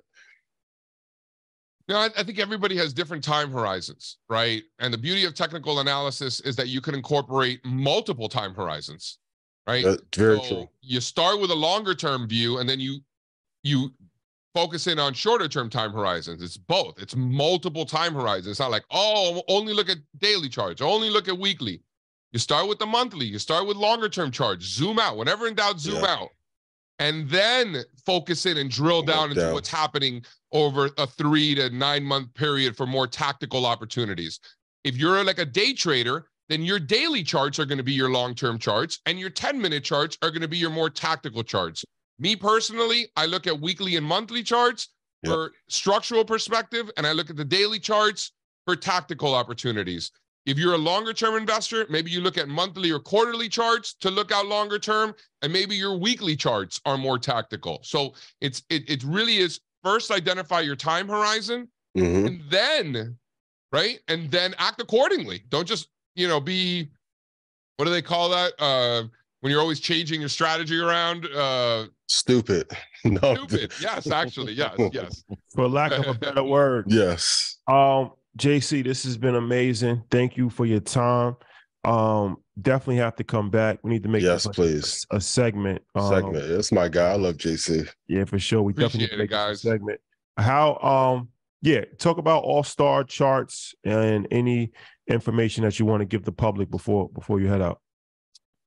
All-Star Charts is a research platform where we provide, what you see here, analysis from the top-down perspective. We treat stocks as an asset class, not just a U.S. thing or anything like that, because we have the ability in America and in other countries as well to invest in a lot of stocks that trade right on the New York Stock Exchange. But what does it matter what city around the world they're from? It could be from Texas. It could be from Amsterdam. It could be from India. Who cares? It's really just letters and math, and there's a time and a place for everything, right? So it's important to incorporate precious metals and energy and interest rates, which we didn't talk about, and currency markets. As you could tell here, the US dollar and Bitcoin, they are inverse to one another. As the dollar goes down, Bitcoin goes up. So if you're a Bitcoin investor, you're not looking at the dollar index, you're missing out on very valuable information. Same thing with the stock market. So shoot me an email, info@allstarcharts.com. We'll put you on the free chart of the day list, so you start getting our content Happy to shoot it over to you. Any questions you guys have, shoot it over, info@allstarcharts.com. I'm always around. Thank you. Thank you, man. I appreciate you so much. I can't wait to have you back soon. And keep putting out those hot takes. I know that the opinions aren't always popular, but they pan out to be true. Listen, if all my opinions were super popular and everyone always agreed with me, then I'd probably be wrong a lot more. What's the most spicy or unpopular opinion that you've given recently? I mean, I've been talking about this bull market since the summer. Yeah. I think I'm crazy. Yeah. Stocks keep going up. I mean, I don't know what to tell you. I'm the crazy one. Stocks been going up for 10 months. You keep telling me it's a bear market. I'm the crazy one. All right. Yeah, NASDAQ went from 1069. It's at 13,055 right now. Like, stocks are absolutely ripping. We're in one of the most bullish, raging bull markets I have ever seen in my life. And people are asking me when the bear market's going to end. Everyone can read charts, but you did help tonight. So I appreciate you so much. Something. Appreciate it, guys. Adios. All right, thank you. Thank you. Study the markets internationally, long-term trend, 2 Tech 2 index, hold for a long period of time, CAC 40, go study everything internationally. I keep telling you. That was a masterclass. Yeah, absolutely. Sure. That was a masterclass. A lot of great information. That's run it back. Make sure you take advantage of it. Think outside the box for sure. Yeah. That was a lot. Very, very good information for sure. Speaking of amazing information, get your tickets to InvestFest. Where else can you learn from one of the top media moguls of all time in Diddy, then Robert Smith, and have 19 Keys, and EYL, and Mike Novogratz, which is a billionaire? Like, if you've ever been to a conference, let me just talk. If you've ever been to a conference, no one has been able to put this lineup together. Shout out to everybody. I love it. Lewis House, Tim Fair. They have not been able to do this. No, they haven't. This is Ian. He ain't lying. But he's not lying. Never been done. That's what? Fact. Yeah. That's a fact. That's a fact. Don't take greatness for granted. Please. Don't take this for granted. Appreciate the time. Appreciate this moment in time. Don't take this moment in history. Yes. Oh, man. Ian, can we do something real quick? Absolutely. It's a big earnings week. So I'm going to go with some companies that are reporting earnings. Okay. You could just say, yeah, if you like it or not. How's that? Okay. That's perfect. All right, man. So, I mean, again, it's a huge earnings week. Tomorrow, we got UPS. I like UPS long term. I definitely do. I don't know if the earnings will do well, but I do like them long term. So yes, UPS is a yes. I don't think I'm gonna have to get a okay on this one. Microsoft will be reporting tomorrow. I think we're pretty clear worst on company of this decade. Pretty clear on our thoughts. Microsoft will be great. Yeah, Microsoft will be great. Alphabet will be reporting as well. The parent company Google. I think they'll be fine. They have some more work to do. Yeah. I'm concerned because they haven't hit. I mean, their last all-time high was in February of last year. So hopefully the earnings will come out good. I'm a little bit worried about them, but long term they'll be great. Visa. I actually like Visa. Visa and American Express, especially during times of like a pullback or a recession, typically does pretty well. If I go look at the chart, Visa's been on a run since pretty much 2011. And they have not slowed down, so I think they'll do great. Love Visa. I'll put that in my love category. Chipotle also reports tomorrow. Just thoughts. Amazing. I actually went yesterday for the first time in person in like a year, and the line was still out the door. I thought it was like one of y'all after parties. I had to wait for a little second. So they'll do good.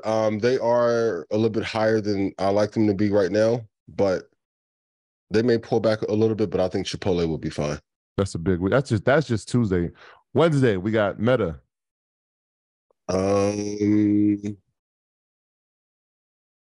Stay tuned. Stay tuned. Okay. I'm gonna put one of my favorites during the pandemic, and it's still performing relatively well. Thermo Fisher.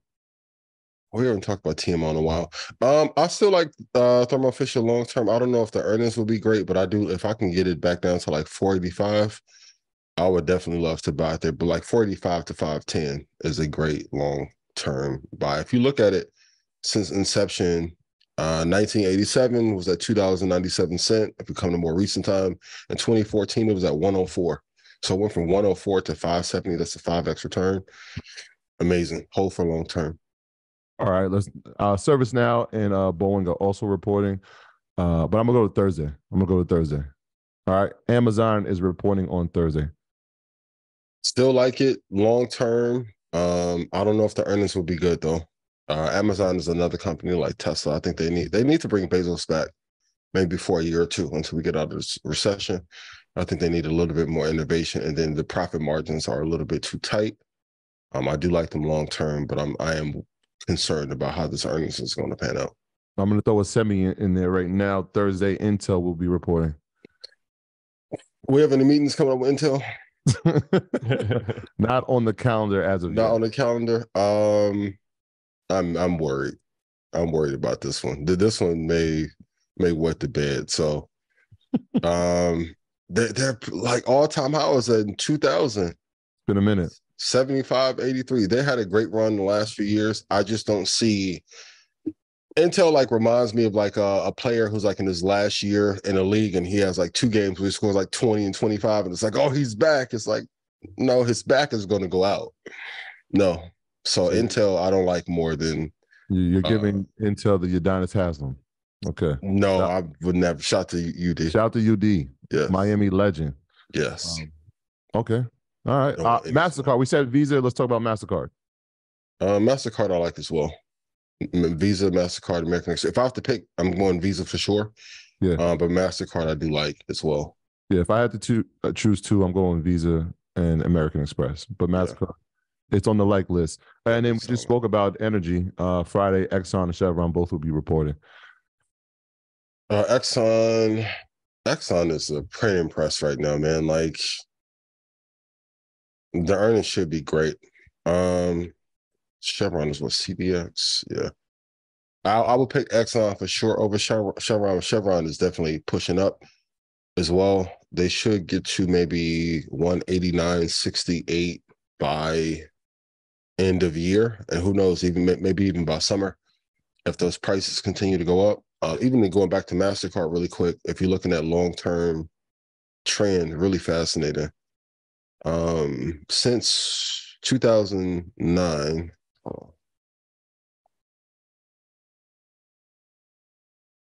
go back 2009, they were at $20.29. They're at $3.74 now. MasterCard technically has not had a bad year since 2010. And especially as consumer spending goes up internationally, and they're solidifying more banking relationships, Visa, MasterCard, and American Express are all going to continue to like print money hand over fist. So yeah, I will hold all those for long term. There you have it. There you have it, ladies and gentlemen. Another glorious episode of Market Mondays in the books. Man, so much information. You guys definitely need to go back and watch it a few times. Yes, watch it 3 times. A lot of takeaways, a lot of information for sure. Mm-hmm. You know, one of them ones. As always, Market Mondays, legendary run continues. Chicago and Ghana dates will be announced soon. God willing, working on this. Yep. Get your tickets for London. That's going to be an amazing experience. Can't wait for that. Can't wait to get back out there. So much. And Tank won as I expected. He did call. I know he's going to get stopped. I thought it was going to be an 8. He got stopped in 7, but I knew he was going to get stopped. I didn't think he was going to get knocked out cold. He ended up quitting. But shout out to Ryan Garcia. Good dude. Yeah. Seems like a good guy. Yeah. But you know, when them punches come, it's punishment. It's a thing called punishment. Yeah. And how much punishment can you take? It's difficult to take punishment. It's tough. So for the average fan who's watched, it probably, I mean, I got the call like, what just happened? How do you get, if you've ever been hit as a boxer in your liver, that's one of them kill shots, right? In your liver or your kidney, knocks your wind out. You're almost like paralyzing. So he got hit like that. What's interesting, if you go to his Instagram, he knocked somebody out the same way. And then the first time I ever saw it was Oscar De La Hoya getting hit like that. We were watching that on pay-per-view like in 2008. I'm like, what just happened? And then that was like, oh, he got hit with the kidney shot. Yeah, I mean, down for the count. It's pretty common in boxing. Rib dinners. 50% discount. Yeah. But you gotta Tank, be more. Boy, Shout, take it hard too, man. Shout out to Leonard Ellerby. I had a quick conversation with him, man. That is fire. Leonard Ellerby is a legend, man. And shout out to Floyd. He was there with 37 chains on. Oh yeah, he was. Shout out to Floyd. Michael B. Jordan. Shout out to Al Heyman. Shout out to Al Heyman. Y'all ran Al? Oh wow. We didn't run into Al, but PBC Boxing is owned by Al, which put on the event. So shout out to him and Floyd, who was a co-owner in that. And yeah, we met. And we met Creed.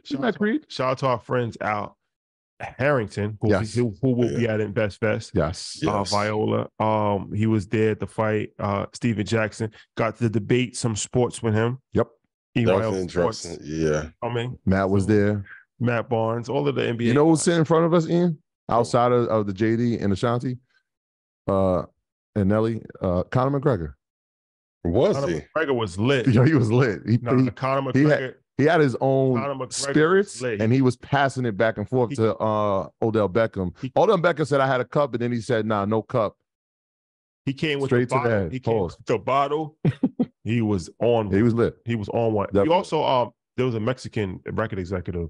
Yeah, we ended up. Shout out to him. Shout out to him. Yeah, we getting blown up. Jimmy Humble. But yeah, shout out to Tank and shout out to Ryan Garcia. They're very difficult to go into a fight and fight somebody. That's not easy. So we, as fans, we watch it. We pick people apart, but just for entertainment purposes, I think that they both, tried their best. I think that Ryan Garcia was not seasoned enough. Yeah. I don't think that he actually deserved that fight, to be honest with you. I think that it was made for the hype internet, but he's not on Tank's caliber. Yeah. And it showed. Yeah. And he was humble in defeat. But you have to. Yeah. No, yeah. Man, Yeah. What else? How can you? Some people spin it. Some people are humble in defeat. He got stopped. How can you not? Some people are humble in defeat and blame a lot of things that happened, but he was humble in defeat. Well, they did mention the mole. They had a mole in his camp. Well, Leonard Ellerby said that first. What? Really? And then he confirmed it. You didn't hear about that? Yeah. No. Yeah. They had a mole. They sent the mole. They said that they've been tracking him in his camp, so they know everything that he's doing, how he's going to fight, how he's going to attack the fight. And he said there's a mole. And he's like, there ain't no effing mole. He's like, yo, the mole's inside your camp. That was at the press conference. But he confirmed that there was a mole after the fight. He said it was very disappointing to find out that he had a mole in his camp.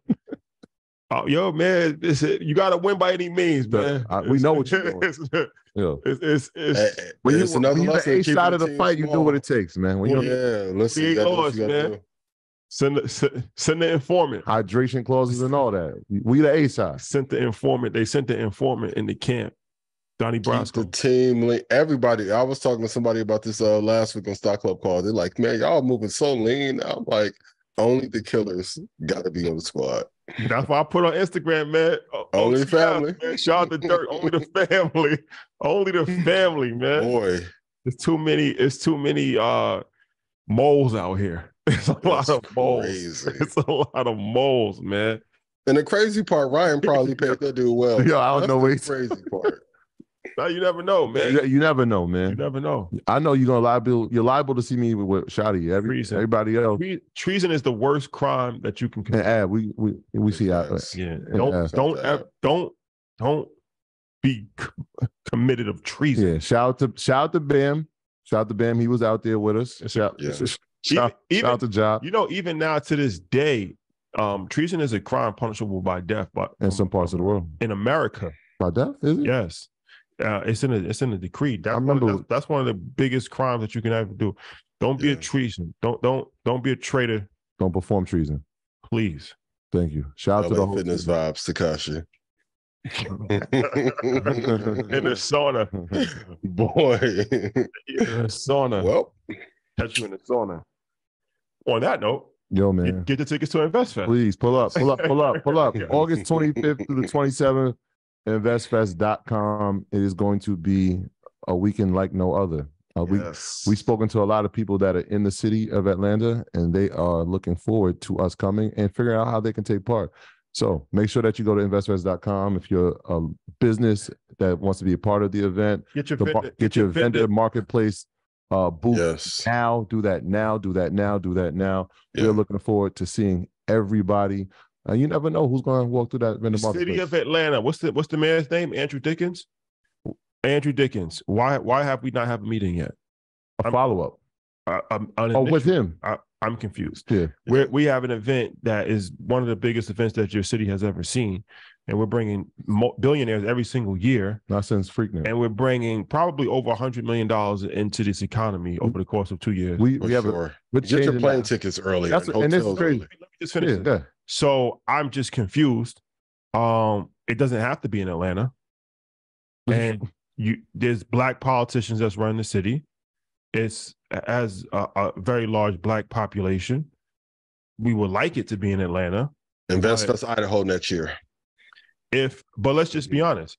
If this was XYZ rapper or X, Y, and Z basketball player that did this event, or if it was Rolling Loud, it would be rolling out the red carpet. They would have press conferences. They would have special security, and they would have discounts on hotels, and they would do all kinds of stuff. But it's for entrepreneurship, and we have received no information or no help from the local government. Not that we need it, but it's beneficial, and it is a precedent for it because they do it for any other event, any type of music festival. This is a precedent. Like when Coachella comes to California, like they're laying out the red carpet. Rolling Loud goes to Miami, New York, like this special. And then Rolling Loud left New York because it was too difficult, right? Yeah. So InvestFest is in Atlanta, but it doesn't have to be in Atlanta. No, that's what I was just saying the trajectory of the city, right? So everybody's bringing up the events that happened in the 90s, which is all right. That was one representation of the city. But why wouldn't you want to be attached to this new representation of the city where you're highlighting business, you're highlighting entrepreneurs, you're highlighting business, right? This is the future of your city. And these are people who are coming, who some of them have never been to your city before. This is a weekend that can highlight people, that can now attract new people, attract new businesses. It's a disservice to your city if you don't get involved. Or it's called a re-election. It's called a contender. Or it's called a relocation. It's called a contender. Both can happen too. Or it's called a relocation. So your choice.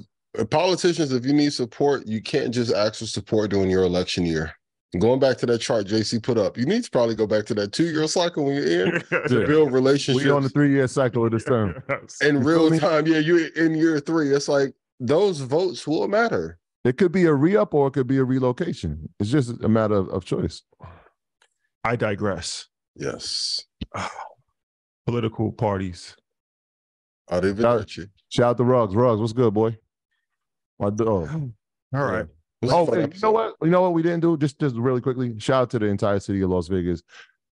We got so much love out there this weekend. It was incredible. It was overwhelming, and the outpouring level of support from everybody that we just ran into, just randomly, man.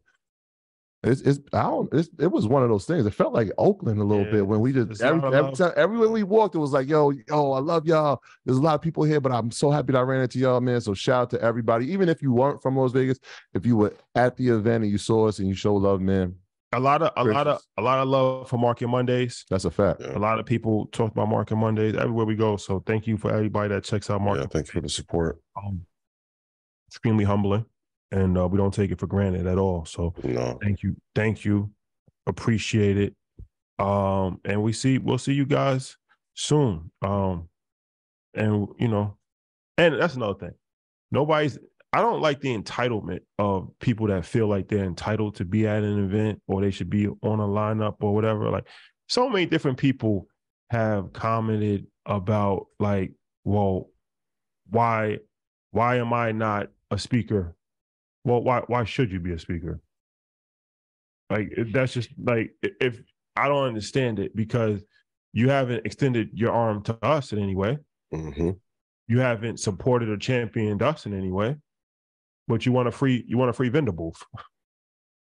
And you're calling for 10 VIP tickets and you can't even repost a flyer. Like this entitlement has to stop. And it's for our community. Like, just think about that. You're asking for free tickets. You're asking for something that's going to sell out. You're asking for a free vendor booth and you haven't reposted the flyer. You haven't even shown any support, and you order your first request is, how can I get something for free? Yeah. Like, not how can I add value, not how can I connect the dots, not how can I help, not how can I volunteer, how can I get something for free? Because I should just get something for free because I know who you are and you know who I am. Well, that's not how life works. It's really not. Yep. Lesson in everything. You can't take any, even for me, even though I do the show, even though I killed the last 2 years, I never take being on that stage for granted in no city. Because I know the first time I have a bad show, finito.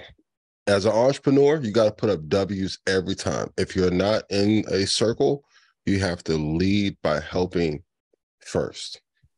Lead, even a Red Panda. I very rarely ever go to them like, hey, buy anything. Let me help 700 times, 500 times, then I'll ask for something. Hey, how can I help? What can I do? That is the key. Please put that in chat. The key to winning long term is to help first and not ask. And the ones who do repost all the time, we'll find what, like, shout out to Edwin and like the people who always are like super. Yo, moment. Can we just have a moment to shout out Edwin? He's a legend. Edwin has probably put up 3 posts since we started this episode. Edwin, my brother. He's every event, every event, everything. You know what, Edwin? Edwin, you've been upgraded to VIP. That's a fact. You've been upgraded. That's a fact. Edwin, shout out to the family. A VIP. You're a VIP. Shout out to the family. That's my guy. You meet and greet, man. He's a legend. He's actually a legend. He's out of just different level, bro. Appreciate it. Work. Sharisha, who was at the LA show with us, something like, if you help people, remember it. But when it's time for like the big event, you can't come at all. If you ask me about how to get a vendor booth, I don't know. Info at Earn Your Leisure. I'm trying to figure out how to build a transformer for it or something like. I hit Matt like, yo, what we doing for the booth? Everybody's trying to compete to have the best booth. Like, yo, help first. Help first. Shout out to MG. So, man, love is love. Be good to each other. Go rewatch. I like when you rant too. Take notes. Rants and Gems. Rants and Gems Real Estate Podcast. Love is love, man. Peace. Peace.